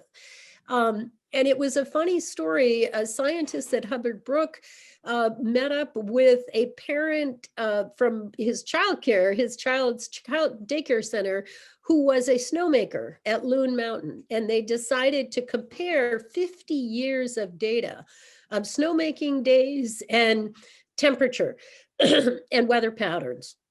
And the conclusion is quite stunning. There are 10 fewer days per year when the maximum air temperature is below 32 degrees. This has happened in my lifetime since I was a girl skiing here in New Hampshire. And the hard part for the ski industry is, I think they told us 8 out of those 10 days comes before the all-important Christmas holiday, winter holiday break in December, when they get, it was quite extraordinary. It was like 50% of the revenue of a ski area. It was quite amazing. So the snowpack is also getting much smaller. The average annual snow depth here in New Hampshire has decreased by 12 inches. And the duration of snowpack has decreased by 24 days, nearly 1 month per year without snow on the ground, less than when I was a girl. So when I was a girl, skiing started at Thanksgiving and it went all the way through to Easter. And I have pictures of us skiing throughout December. In fact, I'm the youngest of 5 children. And it was always a problem because we typically got presents at the holidays of new mittens or new gloves or new ski boots or new skis. And we would always be suffering till we made it to Christmas. And then we would ski right through till Easter. I have lots of fun pictures of us doing Easter parades with funny hats. And it was not unusual to be skiing in April. We're losing snowmaking opportunities, particularly early in the season. And yeah, I think I mentioned this, that 8 of the snowmaking opportunity days have been lost, and 7 of the days occurring before the holidays representing 20% reduction in snowmaking. So there. What I want to talk about in response to your question is that this is a bipartisan issue impacting the ski sports, snow sports industry all across this country. So if you think of here in New Hampshire, hospitality and tourism is #2 in our economy, that we have an incredible impact between hotels, restaurants, sporting goods stores. So many of these things are impacted by fewer ski days and less skiing. What I think we should do is incentivize carbon reduction, so carbon and methane capture technologies to cut down on our greenhouse gas emission pollution at the source, and at the same time invest in energy efficiency. And I talked about reduction of demand. Investing in energy efficiency measures for both residential and businesses. And then we have to decarbonize our economy. And when I talked about bipartisan, I am the co-chair of the Ski and Snow Sports Bipartisan Congressional Caucus. And we had a meeting recently, and you can find it at our website, custer.house.gov, a video of this. And my colleague, my co-chair, John Curtis from Utah, is Republican, but completely agrees with this threat to our snow sports and snow sports economy. So we have to work together in a bipartisan way, decarbonize our economy across the board, from the electrification of the power sector to building out renewable energy infrastructure, cutting tailpipe emissions. This is a big part of what our committee is working on, incentivizing electric vehicles. So there's many, many ways to go about this, and we need to make a meaningful impact right away on cutting greenhouse gas emissions and stopping this issue of climate, the reduction in these winter activities that we love and we're known for. And in terms of your question of whether it makes a difference for a small state, yes, absolutely. You can't have, states opting out of this, because it's a little bit like the impact when you heat up a swimming pool, it's going to impact everyone in that pool. So everyone in the pool, everyone in our environment needs to take action. It is one reason that I prefer working at the federal level, because I think we can make a big difference at the federal level by setting these emission standards and encouraging renewable. I'm about to head into a big project on hydro, which can be a win-win-win. There's a big negotiation that just happened between people who enjoy the rivers and the environment with rivers with the hydro companies.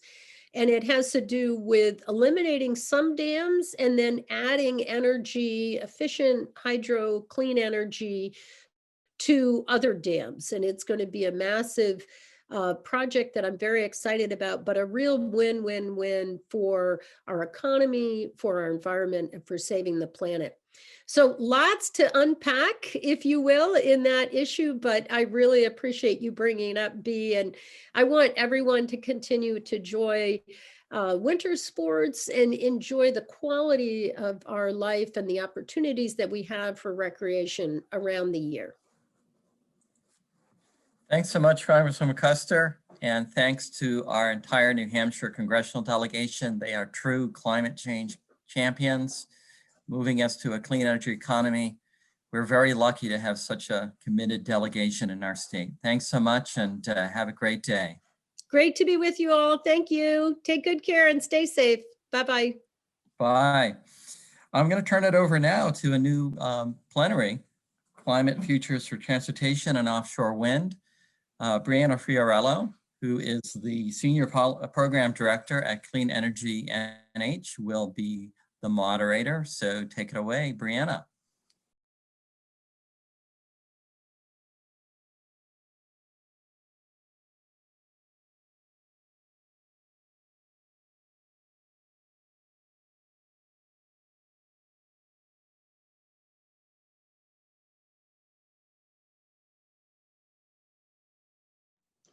Wonderful. Thank you, Rob. It's a pleasure to be here this morning for these important discussions. I will be serving as your moderator for this portion of the event, and I'm thrilled to be joined by three outstanding experts in the sectors of offshore wind and clean transportation. So we're joined by Elizabeth Turnbull Henry, who's the president of the Environmental League of Massachusetts. Welcome, Elizabeth.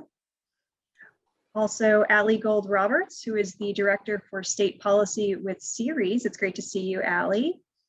And Florence Chen, who is the Special Assistant for Policy with the U.S. Department of Transportation. And thanks for being here today, Florence. So to start out, we'll be hearing some brief opening remarks from each speaker, and then we will move into some targeted student questions. And so with that, let's jump right into it, and I will hand it over to Elizabeth to kick us off. Elizabeth, the floor is yours. All right, thanks, Brianna. I appreciate it. Good morning, everyone. I just wanted to set the stage and so that you can understand why I'm so excited about offshore wind. You know, the 6 New England states share a regional grid called ISO New England, and to achieve a net zero economy by 2050, most economists and analysts, including those at the Brattle Group, the state of Massachusetts, the state of Connecticut, believe that our 6 New England states are going to need between 35 and 50 gigawatts of offshore wind over the next 30 years.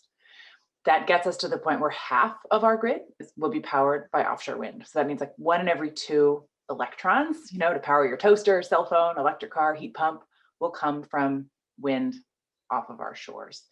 This is a massive scale up, and there are 3 key drivers behind this offshore wind future. The first driver is price. Offshore wind is among the most cost-effective utility scale renewable energy sources we have, and it's getting cheaper. In fact, it's 80% cheaper to build offshore wind than it was a decade ago. Second, it's driven by a recognition that while offshore wind is not without impacts, it can be built responsibly and to coexist with the many other ocean uses that we value. Climate change and the continued combustion of fossil fuels is a far graver threat to wildlife, fisheries, and the many other things we care about than these turbines. And third, it's driven by policymakers' recognition that offshore wind could be a massive economic development opportunity. Each gigawatt, and remember we need between 35 and 50, represents between $2 and $3 billion of capital investment. This means that over the next 30 years, we could see a capital deployment of over $100 billion. And that creates many companies and tens of thousands of good clean energy jobs. Your New Hampshire State Senator, Senator Waters, sees a lot of these climate and environmental upsides. His clean energy procurement bill, I think it's called SB 151, is actually up for a hearing today. So y'all can pop on over and testify. He's calling for 600 megawatts or 0.6 gigawatts of offshore wind, and his bill is good for ratepayers, it's good for local economic development, and it's really good for climate. So as Brianna said, I'm the president of the Environmental League of Massachusetts. We are the state affiliate in Massachusetts of the League of Conservation Voters. So I work closely with Rob and the LCV team. And last year, in partnership with LCV, we launched the New England for Offshore Wind Coalition. We are now over 75 partners and endorsers, and together we see that our region is so interconnected. We have a shared electric grid, a shared workforce, common wind resources, shared bird and marine life, common ecosystems, and we see clearly that no state can optimize responsibly developed offshore wind by acting alone. So together we're calling on policymakers to deepen regional coordination to enable this offshore wind to come online in a timely and responsible way.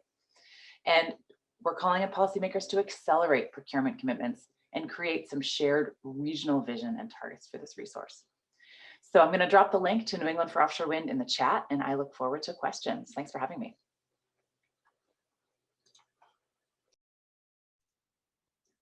Excellent. Thanks, Elizabeth. And now we'll turn it over to Allie.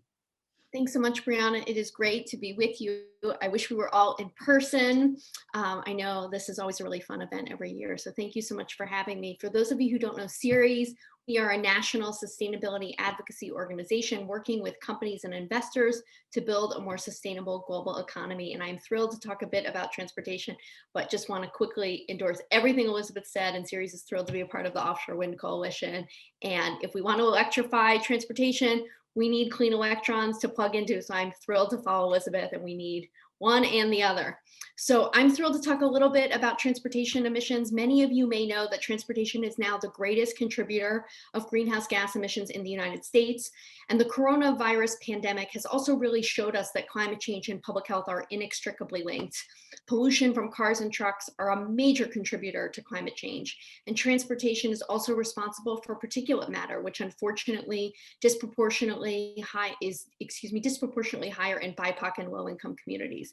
For example, a recent Harvard School of Public Health study found that burning fossil fuels kills an estimated 7,600 Massachusetts residents every year, most of them in areas close to major highways and power plants.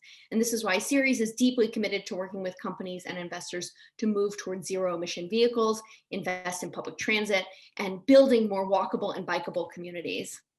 The economic case for transportation electrification is clear, and that's why we're working with companies like Uber and Amazon, Hertz, AT&T, and IKEA to help them electrify their fleets, but also to push automakers to offer more models and vehicles, and of course work with policymakers to support more enabling policy environments with incentives and investments and infrastructure for electric vehicles. And there are two major policies that I just think you all should know about that certainly have major implications for the region, but also nationally. One is the Transportation Climate Initiative, which we've been thrilled to work with Elizabeth and the ELM team on as well, which will be a new regional market for capping transportation emissions. Massachusetts, Connecticut, Rhode Island, and DC are the first states to join, but we know many others across the Eastern Seaboard are considering, and we hope others will join. And this is certainly not a silver bullet. It's one tool in the toolbox, but will help set a structure for regional coordination, and in particular, the creation of revenue to invest in those important things like public transit, EV infrastructure, EV incentives, rural broadband access, anything that helps get us out of our internal combustion vehicles. And the other is the medium heavy duty vehicle MOU, which does not sound sexy at all, but is a coordination effort by 15 states that happened over the summer, which has these governors now committing to 30% of all new medium and heavy duty vehicles being zero emission vehicles by 2030. States are working together to develop an action plan and will be working towards this goal, which, as we know, medium and heavy duty vehicles, and particularly for Ceres and the work we do with the corporate community, that's a fleet that we have a chance to really work towards decarbonizing, and an incredible opportunity for public-private partnership. So I would just say, when it comes to transportation, there's a lot of room for growth. We are way behind than where we are on the electric power sector, and are really eager to roll up our sleeves and get into solutions. So I'm guessing my 4 minutes are almost up, so I'll be sure to kick it back to you, Brianna, but happy to talk more in the discussion. Thanks so much. Excellent. Thank you so much, Allie. And now I'll hand it over to Florence for some opening remarks. Florence, the floor is yours. Hi, everyone. Thank you so much for having me. It's an honor to be here addressing you. Thanks to Rob Werner and Sue Kaplan, who organized this event. 8 years ago, I actually interned for Sue at the Massachusetts Department of Energy. She gave me the opportunity to help her build a website that provided resources for K-12 teachers to offer classes and instruction on climate change and clean energy. And it was one of my very first professional experiences. I was a student at the time, like many of you, and Sue very patiently taught me about the world of clean energy and state government. So just want to say thanks. She's part of the reason that I'm here today. So at this time a year ago, I was pretty convinced that my time in politics and government was over for at least a few years. I had been working on Pete Buttigieg's presidential campaign for over a year, 6 months in that in a paid position, got the opportunity to write his infrastructure policy, lead his climate policy, and he had just dropped out of the race. So there I was with no job at the beginning of the pandemic. And then I got extremely lucky. One of my mentors from the Buttigieg campaign went over to the Biden campaign as a volunteer to help run their volunteer policy committees. He recruited me to lead the infrastructure policy committee. I actually met Rob through that. And eventually this led to a spot on the Biden-Harris transition team, where I was part of the first wave sent in to assess and review the Department of Transportation and their work over the 4 years of the Trump administration. I will say that the moment when I found out that my old boss, at that time, Mayor Buttigieg, was going to lead the Department of Transportation, it was really magical. It's one I'll never forget. And so now I'm at DOT with Secretary Buttigieg and working in the Secretary's Office of Policy on climate, as well as a couple other issues. As I am sure you all know, climate is a huge priority for the Biden administration. And there's three aspects of DOT's approach on climate that I wanted to highlight today in my opening remarks. Integrated action on climate change, using all technologies and transportation modes, and prioritizing equity. So first, DOT is integrating its approach on climate change with other federal agencies. When we think about fighting climate change, much of our attention goes to energy, electricity, replacing oil and gas, and wind and solar. It sounds like a lot of the conversation on this panel has already focused on the fact that transportation is actually a big driver of US greenhouse gas emissions, 28% to be exact, 1% more than electricity. So if we want to achieve President Biden's vision, which is a net zero emissions economy by 2050, transportation has to play a large, if not the largest role. And so that is why the Biden-Harris administration has focused on integrating the Department of Transportation into a whole of government approach on climate change. The White House has tasked our department with leading or co-leading on a wide variety of climate change initiatives, from working with allies like Canada on tackling emissions from international aviation to setting higher fuel economy standards for vehicles. We are working closely with other agencies like the Council on Environmental Quality, Department of Energy, and Department of Housing and Urban Development, not only on the National Climate Task Force, which is led by National Climate Advisor Gina McCarthy, but also in working groups on topics like electric vehicle charging and revitalizing communities that were historically dependent on coal. And so the bottom line here is that President Biden and Secretary Buttigieg's DOT is here to lead and to collaborate on climate. Second, DOT is making climate change a key consideration across all transportation sectors.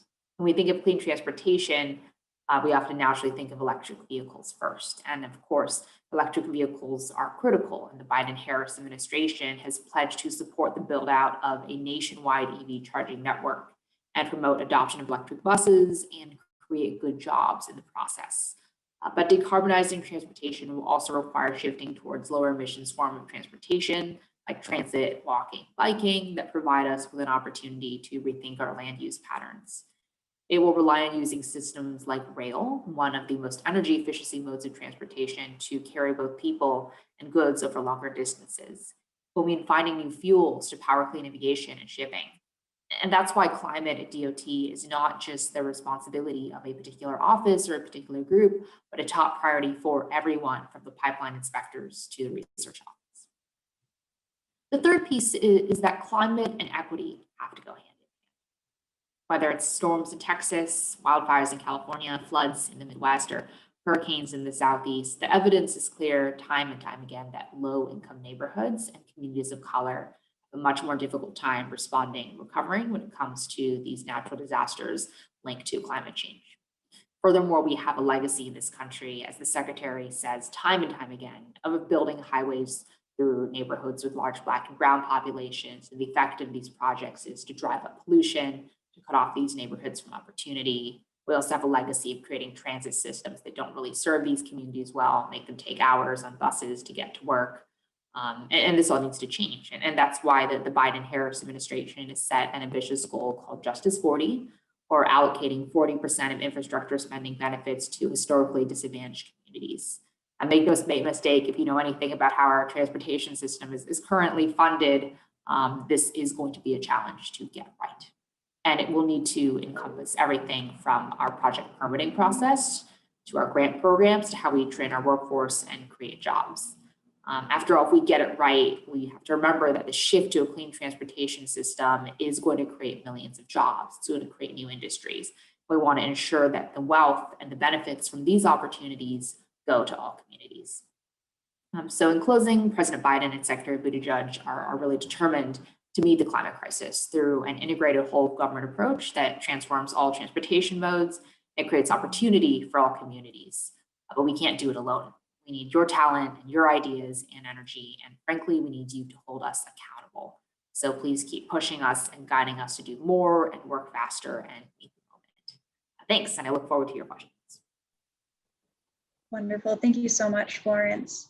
And now we are going to move into the portion of our event with questions from some students. So I will turn it over to our first student who is Elizabeth Sum from the Tuck School of Business at Dartmouth. So Elizabeth, over to you. Thank you.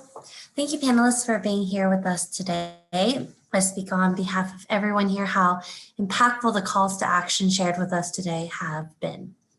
My question is for Director Ali Gold-Roberts.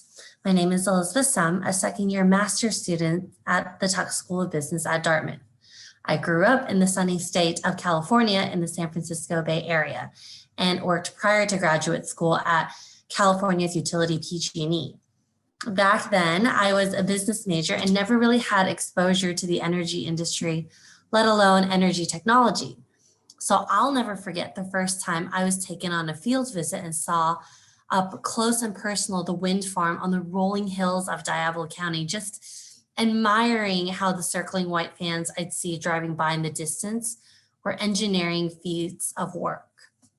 That was such an impactful revelation for me.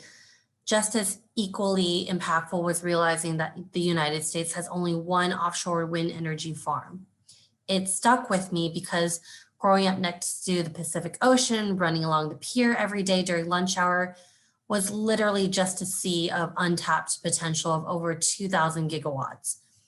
Wait and see is what the energy industry said, while worldwide global cumulative offshore reached 300 times that of the United States installations. It stuck with me again, having been a first responder to the 2018 Paradise wildfire that highlighted even more the need for offshore wind. We just can't wait and see anymore. My question is, as the Director of State Policy at Ceres, while there has been recent regulatory headwinds, particularly in my home state of California, moving us more towards offshore wind, how can state and regional policy even further accelerate the process for offshore wind in the United States? Yeah, I will start, but Elizabeth, feel free to jump in, Elizabeth Henry, because this is her bread and butter as well. And I would hate to monopolize the answer here. But I think, Elizabeth, you have really captured an important trend and an incredible opportunity. And now we have alignment between state governors and a Biden administration. So hopefully, truly, the stars are finally aligned to really put turbines in the water as quickly as possible. What I would say is the multi-state collaboration that we're seeing here on the East Coast, I think is a really good sign. We've seen a lot of states go about doing their own procurements, and the legislation that Elizabeth mentioned in New Hampshire is just one example of, we need small state policies, but we also need regional collaboration because we know that these waters are shared spaces. And of course, we also have a shared electrical grid, which is a really good thing. So we need that kind of multi-state collaboration, but also individual state ambition. And I know in California, that's also being considered this legislative session with a potential study bill. So we hope to see that really happen on the West Coast. I think the East Coast is definitely going to lead, given where we are already. But Elizabeth Henry, I'll let you jump in. I think that's great. I mean, to your point about the Biden administration, there's a lot more that the federal government can do to create the conditions for offshore wind to thrive. They can, more proactively carve out lease areas. They can better coordinate with all of the many ocean stakeholders to make sure that those lease areas, make sense from the standpoint of fisheries, ecology, so on. And I'm really optimistic that the Biden administration is going to be a great partner for the development of offshore wind over the next 4 years. But the key policy lever at this point really is state-driven procurements. And that is, offshore wind is coming to the point where it is kind of on par in many places with the economics of constructing a new natural gas combined cycle power plant, which is really exciting. I mean, it used to be that offshore wind was almost an order of magnitude more expensive than just building a new gas power plant, and they are coming into parity, which is really, really cool. But for the next handful of years, we're still going to need some sort of policy mechanism, and that is the procurement, which is why Senator Waters' bill is so exciting. Massachusetts is considering more offshore wind procurements, as are many other states up and down the Atlantic. So yeah, that's when you write your representative member of Congress, encourage them to take on procurements. Thanks for the question. Wonderful. We'll now move on to our second student question.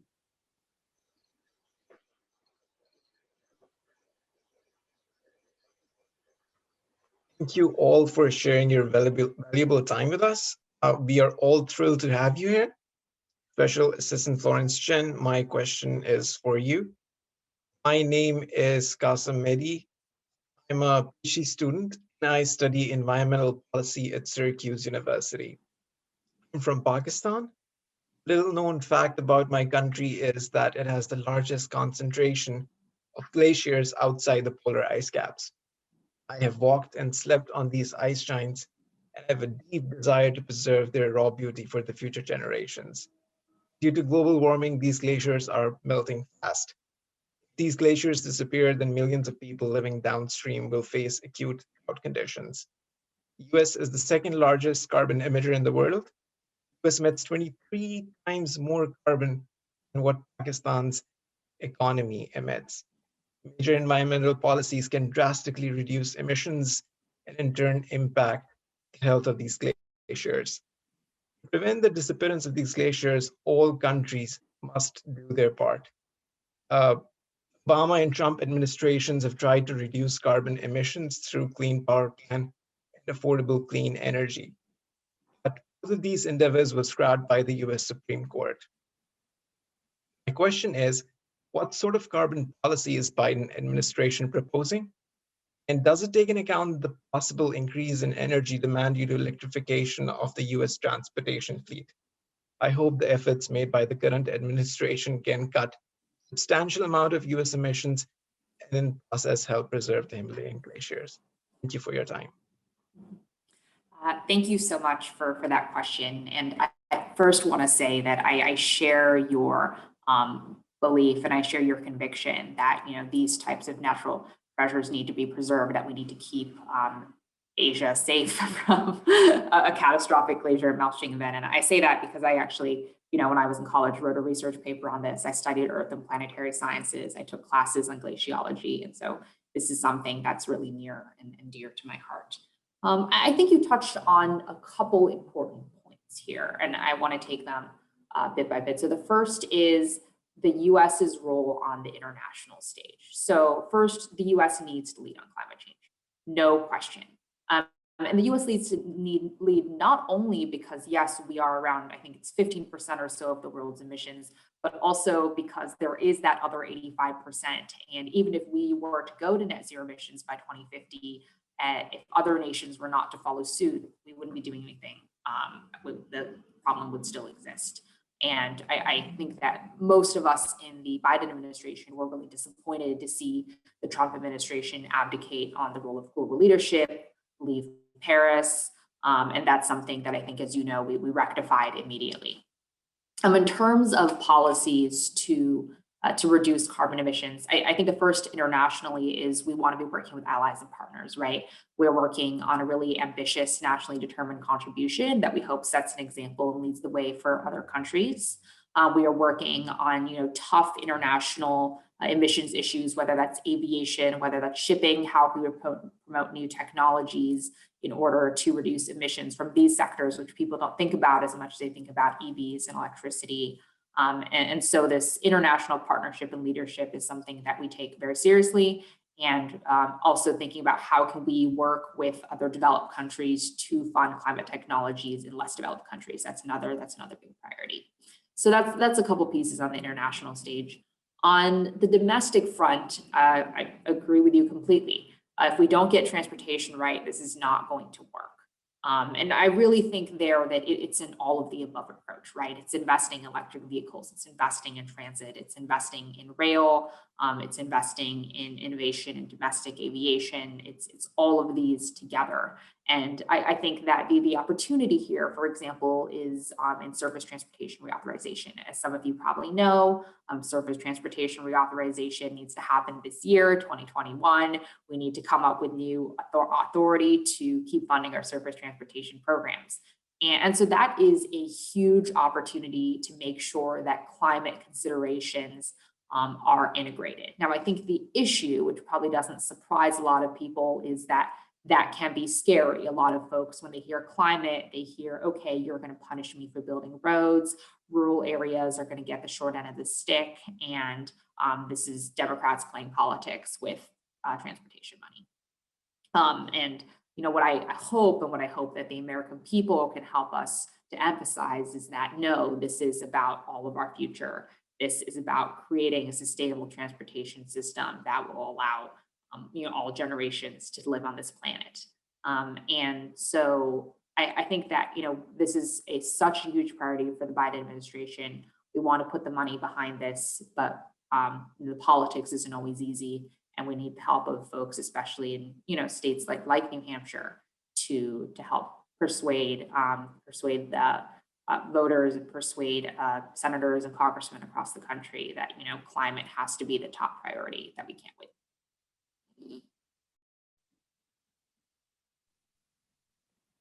Great, thank you so much. And now we will move on to our third and final student question. Thank you so much to all of the panelists for being here today and your critical work in this space. My question is for President Henry. My name is Hannah Saltman, and I am a first-year MBA student at the Tuck School of Business at Dartmouth. Having spent the first 22 years of my life in the dense urban jungle of Boston, after graduating, I packed up all of my belongings into a 1999 Toyota Camry and drove across the country to work at a land trust in the rural agricultural heartland of California's Central Valley.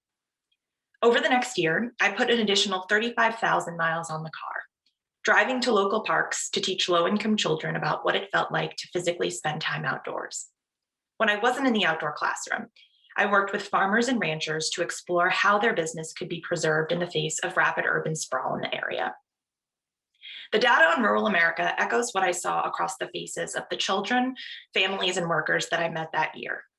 The 20% of America's population that live across 97% of the country's landmass face a series of compounded challenges.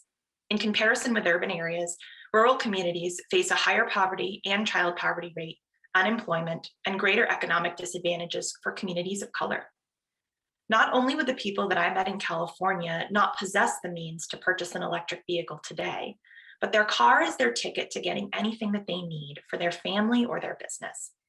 For them, and for most Americans, their car is a critical element of their quality of life. My question is for President Henry. Given the urgent nature of both the climate crisis and the need for the transportation sector to decarbonize, what can be done to ensure that electrification of transportation is inclusive of low-income families, communities of color, and small business owners in rural areas?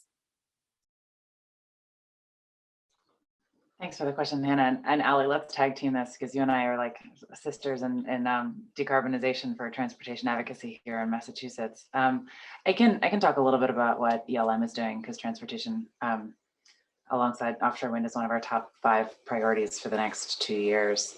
And then Allie, let's kick it over to you as well. Massachusetts, as you know, Hannah, from growing up here is, certainly we have Boston, we have many gateway cities, but we've got a lot of drivers that are either low income or rural or both. And so we face many of those, many similar questions.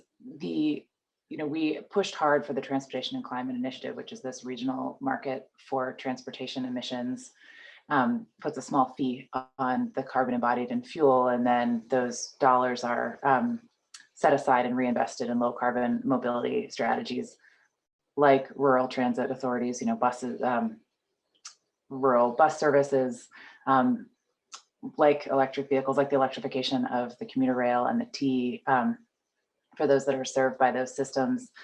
And I think that's a good start. But, in Massachusetts anyway, we're going to need, we've got about 7 million people. We're going to need at least 1 million EVs on the road by 2030 if we're going to be staying on path to be net zero by 2050. It's just a stunning scale up. And so we're looking at things like secondary markets for electric vehicles and incenting secondary markets. And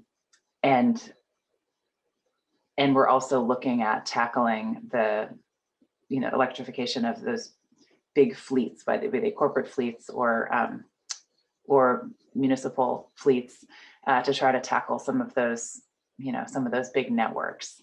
But you're right, it's, your car is a lifeline for so many Americans, so many people in the world, and we need to do that with equity in mind. Allie, do you want to pick up on where Ceres is? Yeah, I would just add that one of the, I think the equity question is huge, and what's exciting is also the Biden administration, and Florence, feel free to jump in here, has committed to, I think, 40% of all of the benefits of the Biden's, climate plans to go towards underserved and overburdened communities. I think they define it a little differently, use a different phrase, but essentially the same vision. For TCI, states have committed at least 35% of all revenues are going to go to underserved and overburdened communities, and each state will define what that means. And there will be equity advisory boards involved in that process. Again, it is not perfect, but it creates some structures and systems to really put those issues at the forefront of the conversation and engage local communities. But I think the dual effort of state-based action and state incentives, and I shouldn't say dual, the triple, the regional coordination, and then the federal government in, CAFE standards and putting more vehicles, that's what we need to really get to scale as quickly as is needed. Yeah, and to add a point on this, right, I think that it's not realistic to expect that the federal government is going to pay for everything, pay for every electric vehicle, every EV charging station. That it's not an efficient use of resources, and we know that there are private companies who are excited about investing in EV charging infrastructure, who see it as profitable, but that probably is realistically something that will happen in the big cities. And so, if you can really partner with the private sector and have them contribute a lot of the funding for the charging in the cities, and then have the federal government focus on the disadvantaged areas where such installations are less likely to be profitable, where private companies are less likely to go. I think that that's a good distribution. And yeah, Allie's completely right.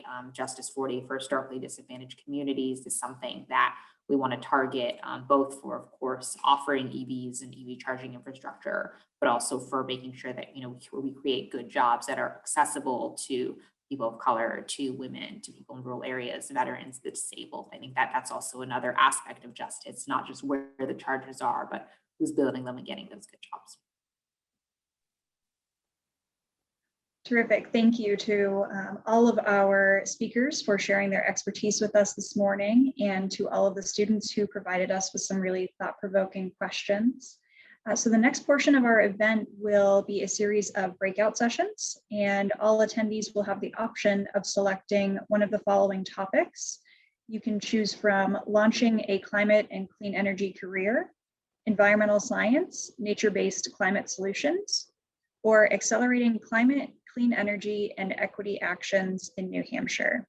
So to join your breakout session, all you need to do is select the link for the particular topic that you are interested in. And I'd like to, once again, thank you all for joining us for this session, and I hope everyone enjoys the conversation in the breakouts.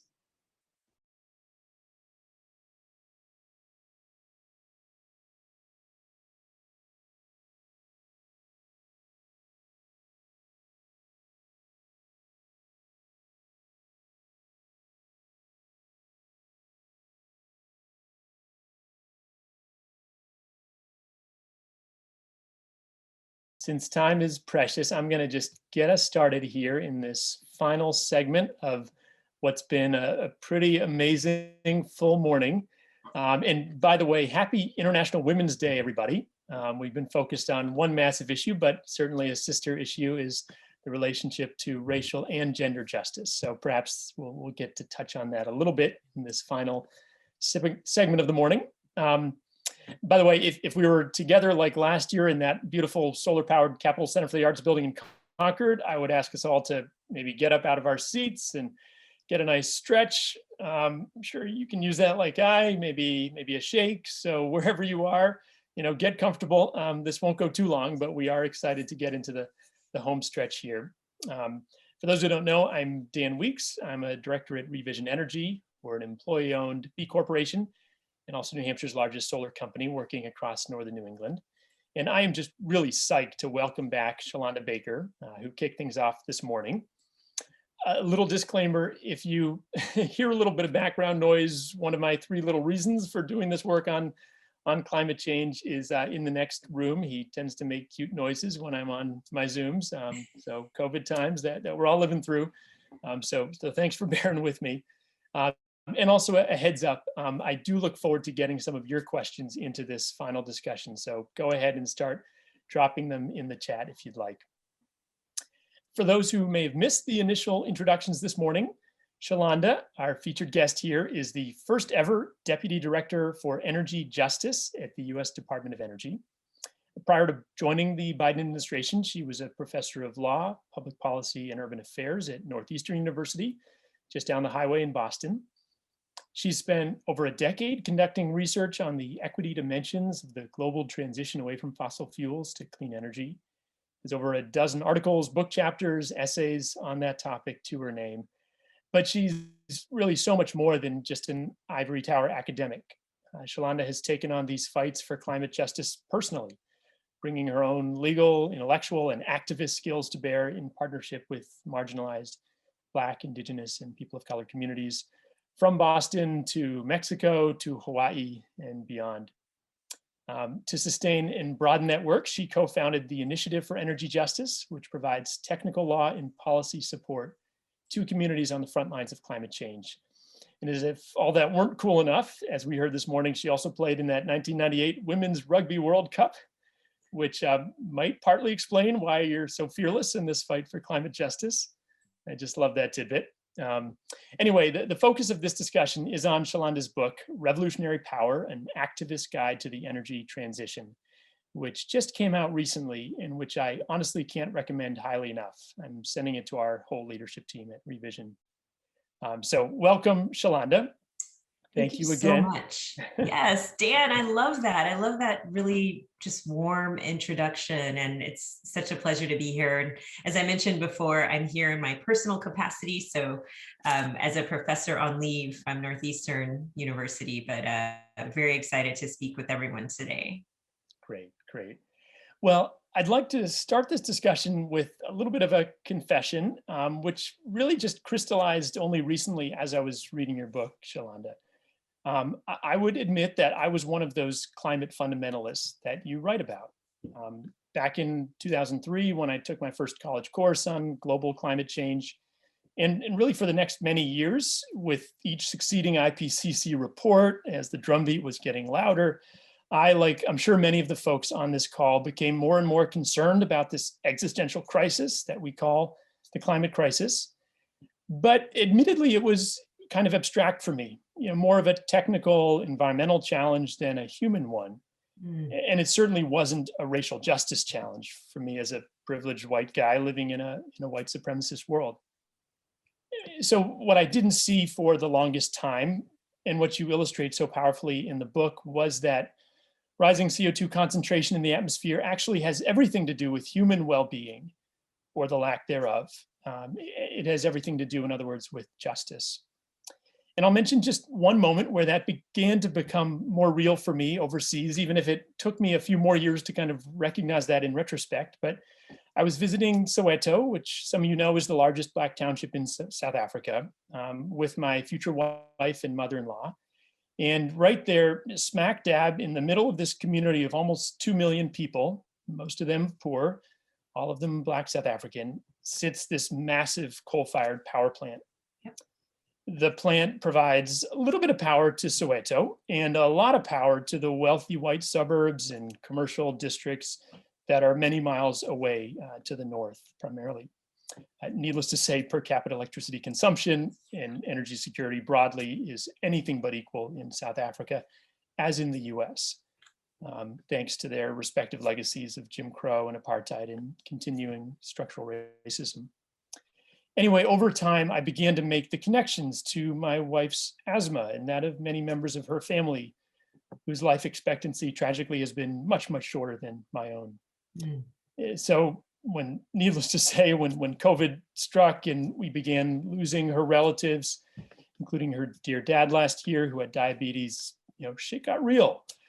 And I just share a little bit about my family, which is, this journey, this unexpected journey that I've been on, which is experiences I may never have gotten to know, but for an unexpected falling in love with somebody from halfway around the world.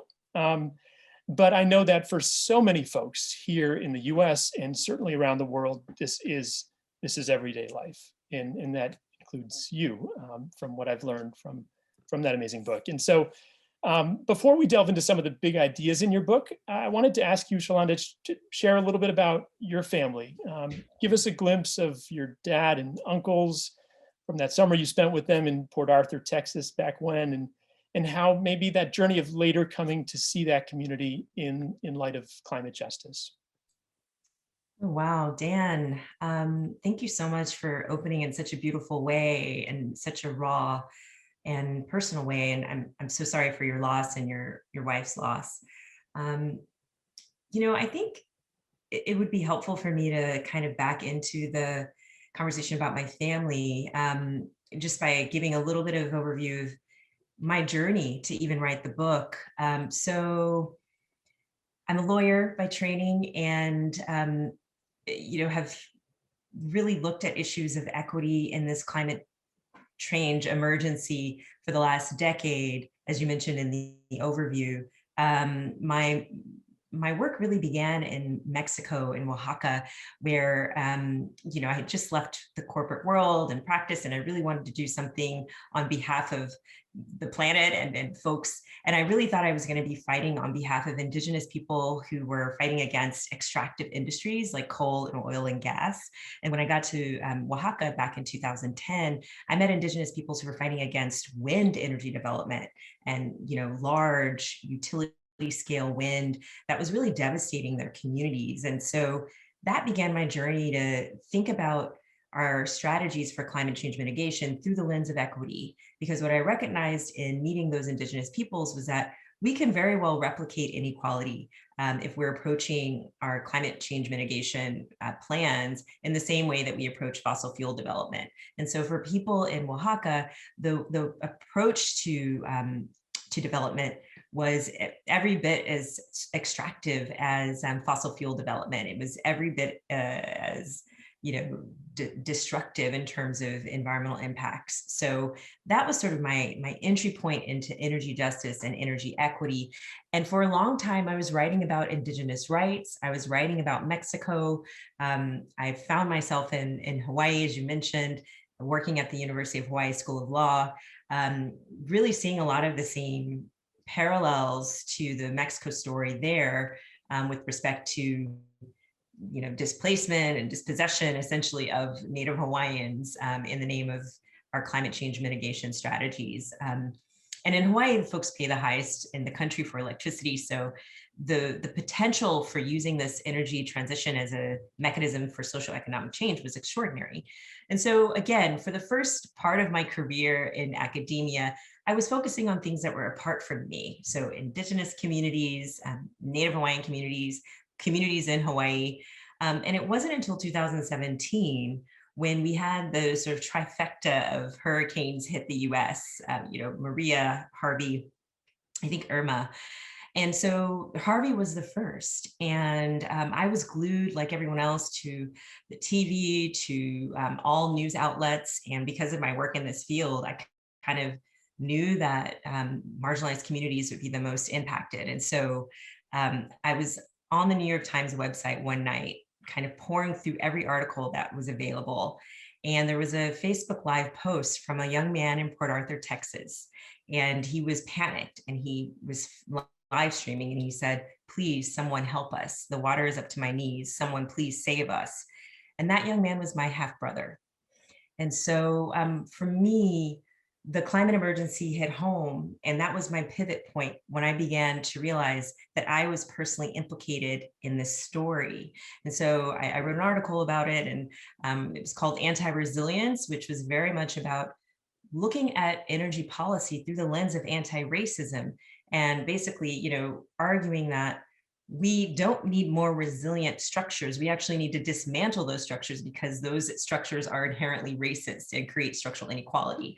And so again, that was my beginning to talk about my own story, my own family's history in this climate emergency. And so Port Arthur, Texas is the the birthplace and the spine of the modern fossil fuel industry. It's the place where my father and his family grew up. I grew up in Austin, Texas, apart from that. But my father and his relatives worked in the oil and gas industry. My dad he actually worked for the local utility. And he and his brothers grew up in the Carver Terrace housing projects, which were a fence-lined community right on the fence of the Texaco refinery, which is now the Motiva refinery, one of the largest in the world. And so folks in the Carver Terrace housing projects and in the community were frequently asked to shelter in place, to cover their windows with plastic and blankets to protect their lungs and their families from the toxic fumes that are so pervasive in all of that area, which is called the Golden Triangle.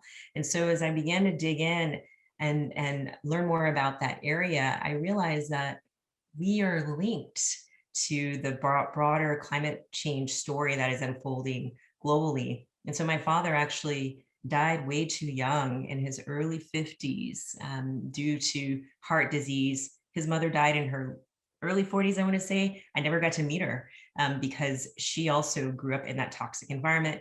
His brothers died, my father's brothers died way too young as well. And so this is a part of my family tree. And I think they were with me as I began to write the book, Revolutionary Power.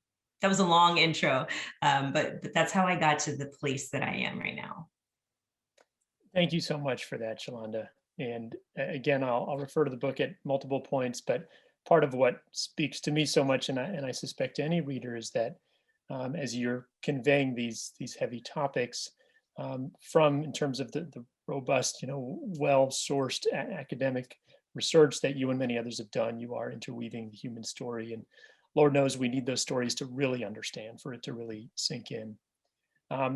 Maybe to zoom out a little bit and maybe ask you to give us a bird's eye view on some of the unjust impacts that our energy system has had and really continues to have on climate justice communities. I wanted to just pull one excerpt, one of maybe a few that I'll read, which is on page 26, and you write, "Our people, scattered in communities along the road that stretches from Port Arthur, Texas to Lake Charles, Louisiana, were the enslaved and colonized. Perhaps it's no mistake then that the energy system born out of that same soil produces so much wealth in the United States and simultaneously makes life nearly unbearable for Black and brown bodies. The energy system has in many ways swapped out one system of extraction, legalized slavery, and replaced it with a more modern one, where oppression does not live in the lash, but in the toxic molecules that pollute our communities in higher numbers, wedge into our airways and waterways, and kill us." Not easy words to read, much harder to live.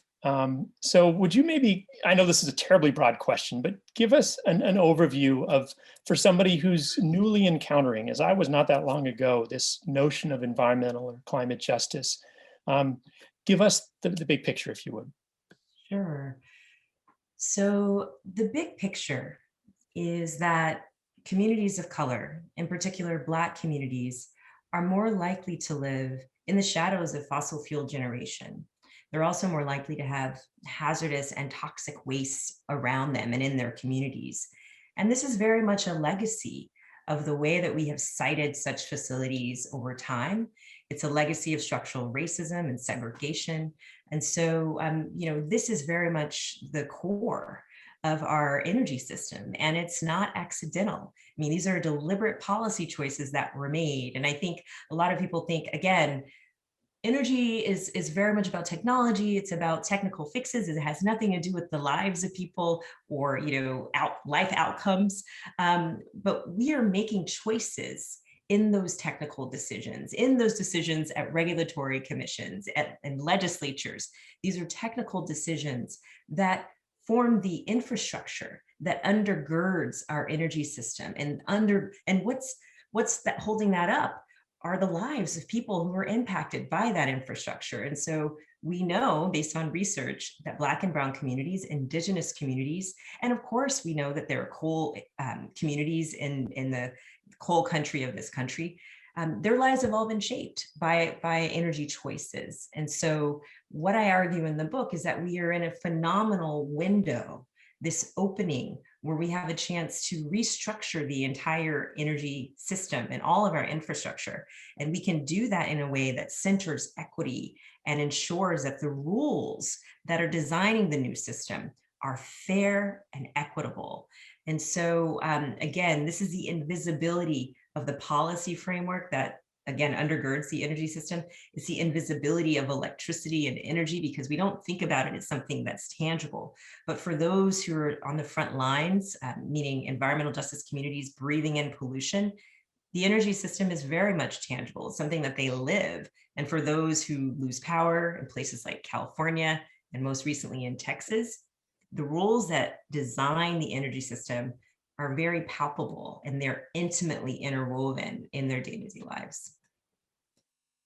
Thank you. We've got a bunch of people on from New Hampshire and in neighboring states here in northern New England, not known for our diversity, although I'll hasten to add we often overlook our own history with participation in the enslavement of African people, the first of whom arrived in New Hampshire in 1644. Long before we became a state. But needless to say, I think for a lot of folks like me, there is a desire to be on the right side of history. And certainly those gathered here today have that in spades.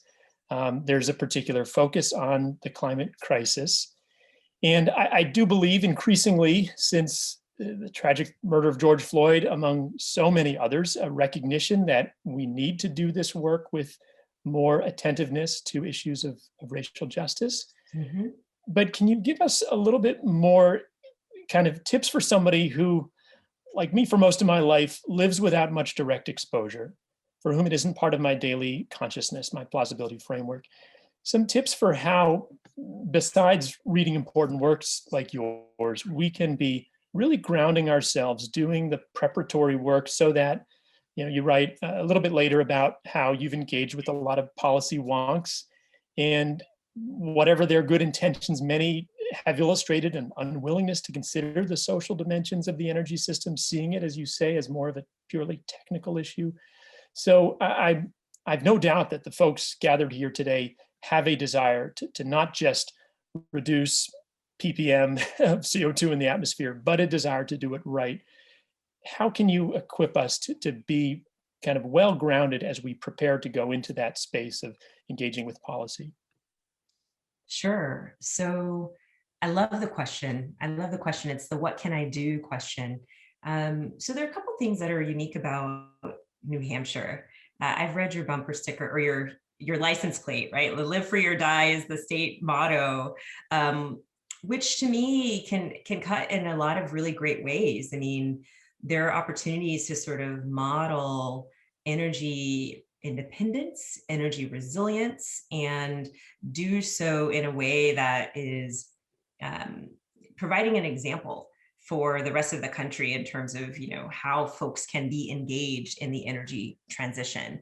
I know that New Hampshire isn't diverse, but I mean, we can say that, right? Like it's not the most diverse state, but there are most likely lots of folks who are low income, who are struggling to meet energy costs, who could really use, you know, access to the clean energy transition. So while my work is very much focused on racial justice and racial equality, I would argue that there's a broader argument to be made as well around, you know, inclusion in this energy transition for all types of people who are low income and who are really struggling to make ends meet. And I know that in places like Vermont and Maine and New Hampshire, there are rural white communities that you know, face many of the same challenges. There are also Native communities that face many of the same challenges. So I don't want to make those folks invisible. And so in that way, for those of you who are on this in this webinar, I would encourage you to get involved with regulatory proceedings that provide more access to energy, right? And provide pathways for low-income people to engage in rooftop solar programs or community solar programs, different types of programs that lower energy burden and increase access to weatherization in low-income homes, because most likely well, not most likely. So a lot of low-income homes tend to be those that are not well insulated, right? And so there's a real opportunity there to insulate those homes, particularly in places like New Hampshire.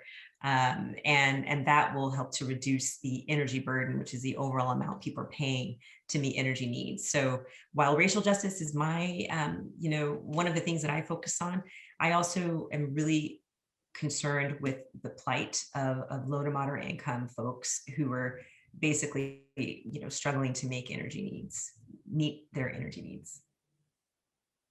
Thank you. That leads really well into another excerpt that I wanted to pull out from page 34, where you go to the need for, the possibilities of this kind of cross-racial alliance, coalition that must be created. I'll read just a little bit. Because fossil fuels are not located uniformly throughout our geographies, certain communities like Port Arthur become sacrifice zones that are more prone to the array of health and environmental hazards, which you had detailed. This footprint explains why entire communities find themselves in harm's way. But then you note, as environmental justice advocates have long highlighted, racism explains why people of color are more likely to live in such impacted communities, but rural communities and poor white people also suffer mightily within this current energy system. Right. And you add these white communities should tie their fates to those fighting for energy justice in Black and Brown communities. So I know this is top of mind for you, but explain for us a little bit. I know speaking in your personal capacity today, but a little bit of how President Biden, the administration, and then how all of us can really be part of building these cross-racial alliances to promote climate justice and not just climate justice, but that really exciting vision of energy democracy. Oh, Dan, I love the question because you basically hit on one of the deepest, oldest divisions that we have in this country, right? The argument is typically either we can focus on racial justice or we can focus on everyone else, right? And that those two things can't come together. And in particular, we can focus on racial justice or we can focus on the needs and issues of working class white Americans. And I would argue that our interests have always been aligned from the days of post-slavery or even during the moment of slavery, right? Where we had indentured white people working alongside Black enslaved people. And so, post-slavery, it was the question of freedom for Blacks or, safety for again, rural white Americans. So we've got to dissolve that binary. This is a win-win. This is an opportunity to really lift all boats. The economic development and growth that can happen among diverse populations in this country can also happen in coal country and low to moderate income white communities. And so I think your question is what can folks do to support this momentum, this movement? It is dissolving that false dichotomy, the either or, making it a both and ensuring that we don't play into these old tropes of, when people of color get ahead, it means that white people are suffering in some way. I mean, really, we're well beyond that. And I'm really heartened by the work of the Black Lives Matter movement and the multiracial coalition that came together this summer to really protest for the sanctity of Black life. I think here, the struggle is the same. And so I'll give you an example. We had white supremacists storm the Capitol, fighting for what they believed was theirs. And now we have the same sort of elements fighting against climate justice. We are all, those of us on this side, we are all fighting for the same cause, which is to preserve our country, to make sure that our country lives up to what it was designed for. So I'm fighting for that America. And the same fight against racial injustice is the same fight for climate justice, right? So, those things are so intertwined, and we've got to craft new narratives that tell the story of how we can all win together. Thanks, Shalanda. And I'll just recommend another title to folks. Heather McGee, the president of Demos, has an amazing book out called The Sum of Us, which made awesome. a really compelling case for how racism and white supremacy have harmed the vast majority of Americans of all races. And as we invest together in this shared future, there truly is shared prosperity. In a similar vein, I appreciate Larry Spencer posting a question. He asks, what white communities have the power to prevent negative structures, so fossil fuel projects, for instance, from being established in their communities? How can those same communities come alongside and prevent negative effects on communities lacking that power? You've spoken to it already, but do you want to maybe elaborate a little more, Shalanda? Sure. I mean, I think I love the question. And I think this is all about that alliance building, right? And that relationship building and using privilege. I mean, because essentially he's talking about white privilege and economic privilege. And so using that privilege to give more voice to the voiceless, right? And create the sort of network, that interracial, multiracial network of people who are working on behalf of justice. So I know that there are many people out in the audience who may not know many people of color or may not know how to start the conversation or are afraid that they may say the wrong thing. I would just say, take the gloves off, be vulnerable, go out, meet people. Yes, you will make mistakes, I'm sure, but be compassionate with yourself and ask for that same compassion from those with whom you'd like to align. So there's so much work to do. I would also encourage you, if you are going out and wanting to be helpful and create those alliances, do your work as well, right? Do your reading, do your anti-racist training, understand what a microaggression is, where you may say something that seems benign, but is really cutting and rooted in racism. So we've all got to do our work. I have work to do, but we all have to come together as well. And so we have to be unafraid to connect with each other in this space, because it will take all of us to really win. Thank you. And I'll just add, while we think of New Hampshire as a predominantly white state, and I grew up in a town of 1,000 people, 100% white in that case, the truth is, the latest census numbers will show that we're well under 90% white, which means there's about 135,000 people of color right here in New Hampshire.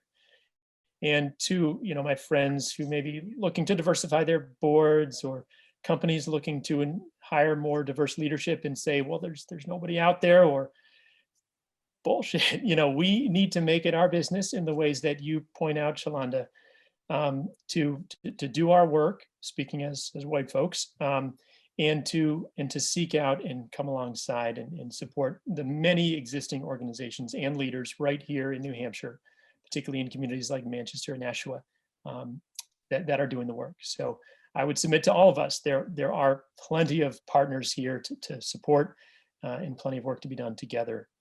Anna Douglas posts a question, pulling us back to the Justice 40 initiative that we heard a little bit about this morning. And so imagining potential new programs that DOE may implement related to energy justice, she asks, what programs are already in place that you're hoping to improve or expand? As an example, she mentions Grid Alternatives, a nonprofit that both expands solar access in underserved communities and provides job training to members of those communities. But it and many programs like it are virtually always in need of more funding. So can you speak to what types of investments Justice 40 intends to target? Well, so again, I'm wearing my personal hat, but I can speak, of course, very generally about what's in the executive order and my understanding of what DOE is. I mean, obviously, it's a fiction. I'm living in both worlds, but let me just do my best to be mindful of the boundaries that I'm walking within. So Justice 40, for those of you who may have missed it earlier today, is the president's promise to move 40% of the overall benefits of certain federal investments to disadvantaged communities. And so Anna was asking about the types of investments that are going to be made. And the order really lays out a range of investments. There are climate and clean energy investments, investments in water and housing, transportation. So it's essentially everything you can think of that has a nexus to climate. And that means that everything's on the table. Everything's on the table in terms of the types of investments that have already been helping underserved communities. And we know that there are great models. Weatherization is great, obviously has not always gotten the type of funding and support that it needs. We know that communities that have been left out of this transition also need access to financing and ways to benefit from this clean energy transition by being able to purchase or lease rooftop solar panels or participate in community energy programs. So we already have some programs that have been piloted or successful in many ways. So I think it's absolutely fair to assume that those will need to be ratcheted up in terms of how they are serving the target population, which are disadvantaged communities. And again, we're still working on that definition, right? The federal government is still working on what that means. We have some examples from New York and also from California where they've had very similar legislation that has passed to redistribute the benefits of our climate change transition to certain populations. So those are great places to look to see how things have played out. But Anna, I mean, I think you're right. These programs that have been successful will need to go to scale. Grid Alternatives is a great model in terms of job creation. Obviously, the Secretary of Energy, Jennifer Granholm, is very excited about good, high-paying jobs that create a career pathway. I think folks are also really interested in wealth creation in communities. I mean, it would be a shame for Justice 40 to unfurl without wealth creation being at the heart of this. I mean, again, think about this. For the last 400 years, Black Americans in this country, for example, have had wealth systematically stripped from their communities, not only wealth in terms of material wealth, but also wealth in terms of health outcomes. And so, excuse me, this is a real opportunity to undo that, right? And to bring equality into those very communities. The same applies with Native communities in this country in terms of the historical legacies of the ways in which communities have been left behind in this country. So lots of potential, and I see Sue's here, so I think my time is up. But I hope that was responsive as well. Thank you, Shalanda. I think we have time for one more, if I'm judging the time correctly.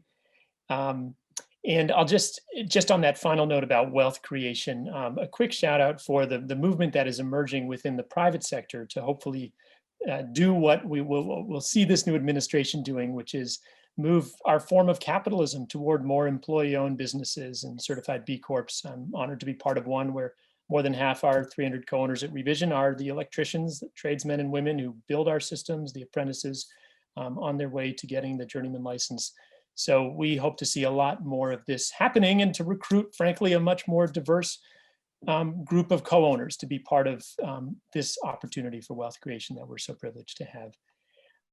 I think we're probably coming right up to time. Plenty more questions that I wanted to ask, but again, we so thank you, Shalanda, for joining us today, for your leadership outside of government, and now your leadership right there at DOE as the first person to fill this really exciting and important role as Deputy Director for Energy Justice. Any closing words to especially the young folks gathered here today as we prepare to continue this work? I think I'd like to close with, first of all, just such gratitude, Dan, for the way that you read the book and the way that you're really entering this work. It really means a lot to me. And I just appreciate the invitation. I also want to say to all of you out there that we're in a moment of unprecedented transformation. I think when we look back on this time, it will rival the Great Depression. It will rival Reconstruction. It will rival the founding of this country. I mean, this is a moment of extraordinary opportunity to finally right the wrongs, the structural inequality, the structural racism that was very much a part of our founding story. And now is the time to use climate and the climate emergency and the creation of a new energy system in service of all of us. And so we can't go back to how it was. I don't want to go back. I'm going to fight to make sure we don't. And I'm going to fight every day to ensure that equity is central to everything I do. So thank you for your interest in this work, and go out and do all the things, because we need you to do all the things. I'm with you. I'm going to fight with you. Thanks, Dan. Thank you so much, Shalanda. And I think we have a big round of applause going, if only we could hear it. Cheers. The downsides of the virtual world. Thank you so much. Take care. Thank you, Dr. Baker. Thank you, Dan. At least we don't have to have our masks on in the virtual world, so I at least appreciate that. Wow, what an incredible morning. Thank you all. We are sort of transitioning to our closeout and the end of today's events. I already said it. What an incredible morning. I have pages of notes of really incredible snippets, not only of the opportunity that lies ahead, but of a number of the priorities that were outlined today. So it was just an incredible, series of panels, of speakers. Thank you all so much for tuning in to join us for this momentous dialogue. My name is April Salas. I'm the Executive Director of the Rever Center for Energy at Dartmouth College's Tuck School of Business, and we are so very proud to co-host today's Climate and Clean Energy Youth Forum. I have the distinct pleasure of working day in and day out with many of the incredible students that were included here today, and I've met so many more throughout the planning for this event. And I especially want to thank all of them for their courage and enthusiasm to engage our policy, our science, and our business leaders. It was mentioned a few times over, but in the words of Deputy Director Baker, the youth are the world. The youth of the world are going to save us, and I'm working on behalf of this intergenerational equity. And I think she really just left us with even more inspirational, sort of charge for the work ahead and the opportunity that lies ahead. And we are all working towards that end. So I just want to thank everyone, for all the students for being here today and for again leading with that enthusiasm and courage. I also want to thank our distinguished moderators for leading today's conversations with our distinguished panelists from the Biden administration, Congress, regional organizations, and the business and science leaders, talking about both the challenges, but also the opportunity that lies ahead. And I hope everyone's feeling sort of a call to action and a space for inclusion and an opportunity to get engaged in whatever way is relevant to you. But before I spend a few minutes recapping just a few of today's many insightful and powerful remarks, I wanted to also again thank our event hosts and our production staff from Dufour Collaborative for a very successful day. Our hosts for today's events were the League of Conservation Voters, Hubbard Brook Foundation, Stonyfield Organic, Revision Energy, Sustainable Futures Consulting, and our Rever Center for Energy at the Tuck School of Business. But I also want to say a special thanks to our event supporter, Dartmouth College's Irving Institute for Energy and Society, which we're really excited about having an expanded presence to have a discussion and dialogue on energy and society topics, the intersection of such here at the campus up at Dartmouth College. Last year, this host team actually convened this important discussion in the lead up to the New Hampshire primaries, where we convened a bipartisan event to hear from our presidential nominee hopefuls on their climate and clean energy agenda. So today is a really important milestone at the one year-ish mark, but it's been a really important conversation and elevating and uplifting the dialogue and continuing it. Hearing from two administration leaders in inaugural roles, a distinguished panel of New Hampshire senators leading efforts and congressional members leading efforts on the ground in the Senate, a robust discussion on opportunities in transportation and offshore wind, and a fantastic set of breakout sessions focused on corporations in climate and clean energy, exploring environmental science with carbon capture and nature-based solutions, and accelerating climate and clean energy and equity actions across New Hampshire. Some of the key themes I heard today, and I'm sure you all have others that you would add, but accountability comes top of mind. We heard from a number, I think there was at least one phone number thrown out there in case you had a direct question, and a few other distinctive quotes, one in particular from Deputy Director Baker, "Tyler, you keep me accountable." And I think we heard that consistently throughout the event.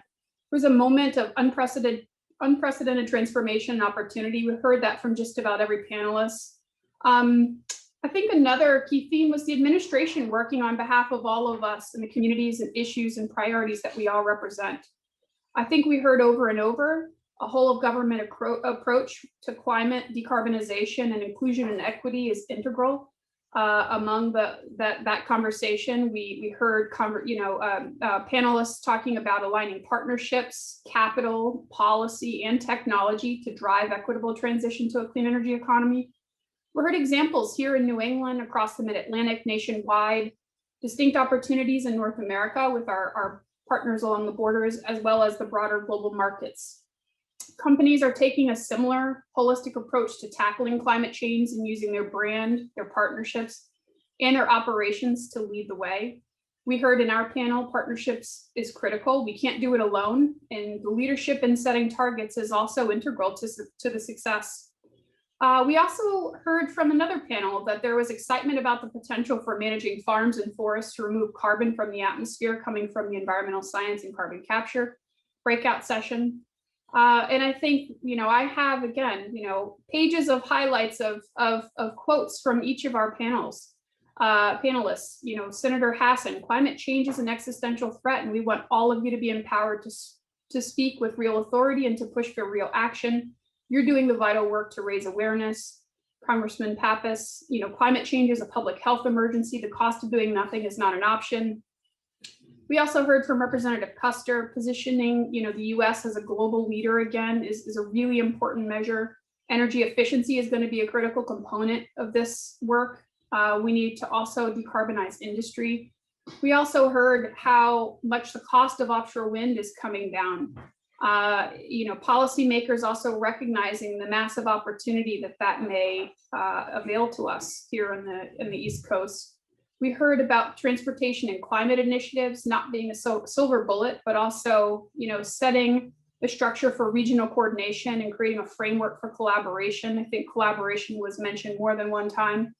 And also looking at opportunities to bring and bridge together policy and public-private partnerships. So how we work together in not only an integrated whole of government approach to climate change that creates opportunities for all communities and people, but also how we can also see that reflected in the corporations owning and operating much of the infrastructure, as well as us at an individual level. Feeling inspired to make change or to drive conversation at the most local level. We heard that climate change is a key consideration across all aspects of transportation. And we heard, everything from building out a national EV charging network to electrifying buses, to looking at, encouraging lower emissions alternatives in land use patterns and encouraging, the use of rail. So those were just a few of the many things that we heard brought up today. And I'd like to thank all of you again. It's been an incredible morning, and I'm going to turn it over to Sue Kaplan, Sustainable Futures Consulting, to close us out. Thank you so much. Thank you, April. My name is Sue Kaplan.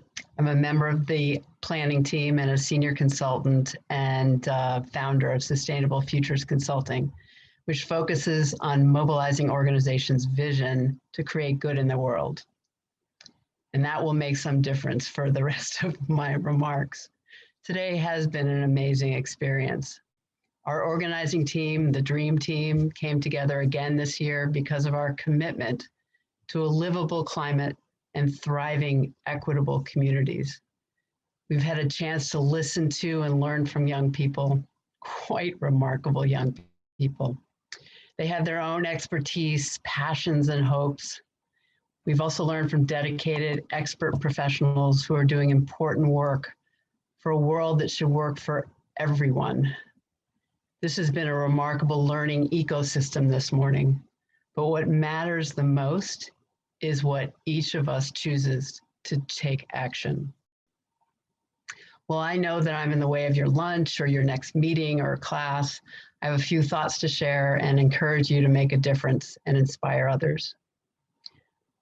As people have said throughout the day, we all realize we are facing crises that will literally mold the planet, the living things on it, and our American democracy. Our survival is in our hands. There are a lot of reasons to be optimistic, especially based on the knowledge, the compassion, and the drive of everyone here today. I'm interested in how you all are planning your journey forward, what compels you to put your shoulder to the wheel and work smart and hard for good. Now, though, I want to share a bit of my own journey and hope that it is useful for you. I was raised by a mother passionate about New Hampshire mountains and a father thrilled by the sea. When I was a young girl, I was fascinated by a tiny hump in my backyard that was shaded and covered in moss. It was smooth, cool, and earthy, a tiny world unto itself. In 6th grade, my science teacher took each student to separate spots in the woods that we observed over a few weeks and wrote our observations in a journal. My parents were, and my mother is, deeply involved in community building, conservation, education, and politics. They led by example and showed me what was expected. Likely as a result, my career has always been focused on purpose, on making positive change wherever I live, work, and play. My two passions are a thriving democracy and a healthy climate.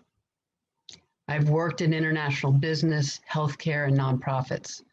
I was a pioneer in corporate sustainability and helped develop the clean energy revolution in Massachusetts. Now I'm a business owner. I've also been a public servant 3 times, as a congressional aide, a press secretary to Governor Mike Dukakis, and a director of marketing engagement for clean energy under Governor Deval Patrick in Massachusetts. I know from experience that individual voices and advocacy teams can make a huge difference, and that service is a noble profession.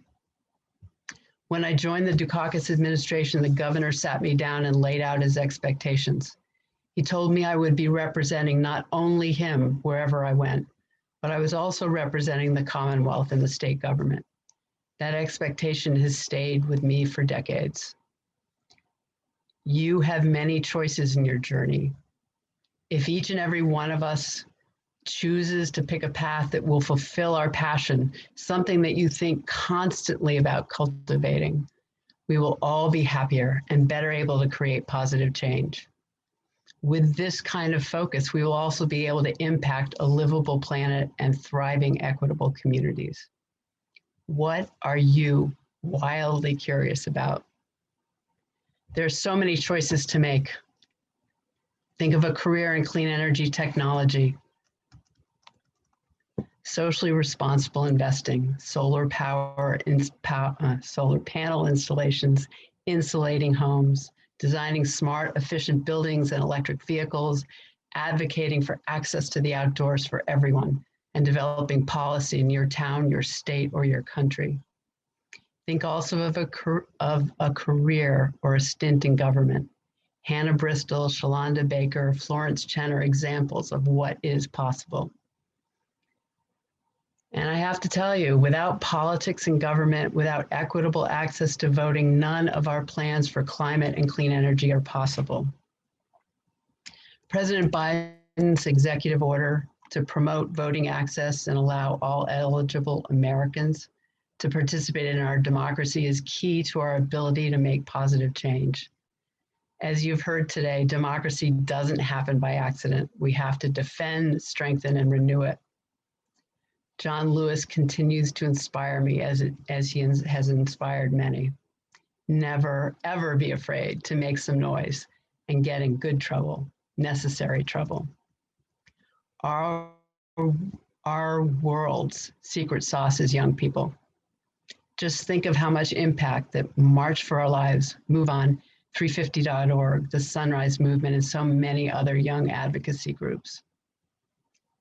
Finally, pay attention to the smallest miracles that exist all around us.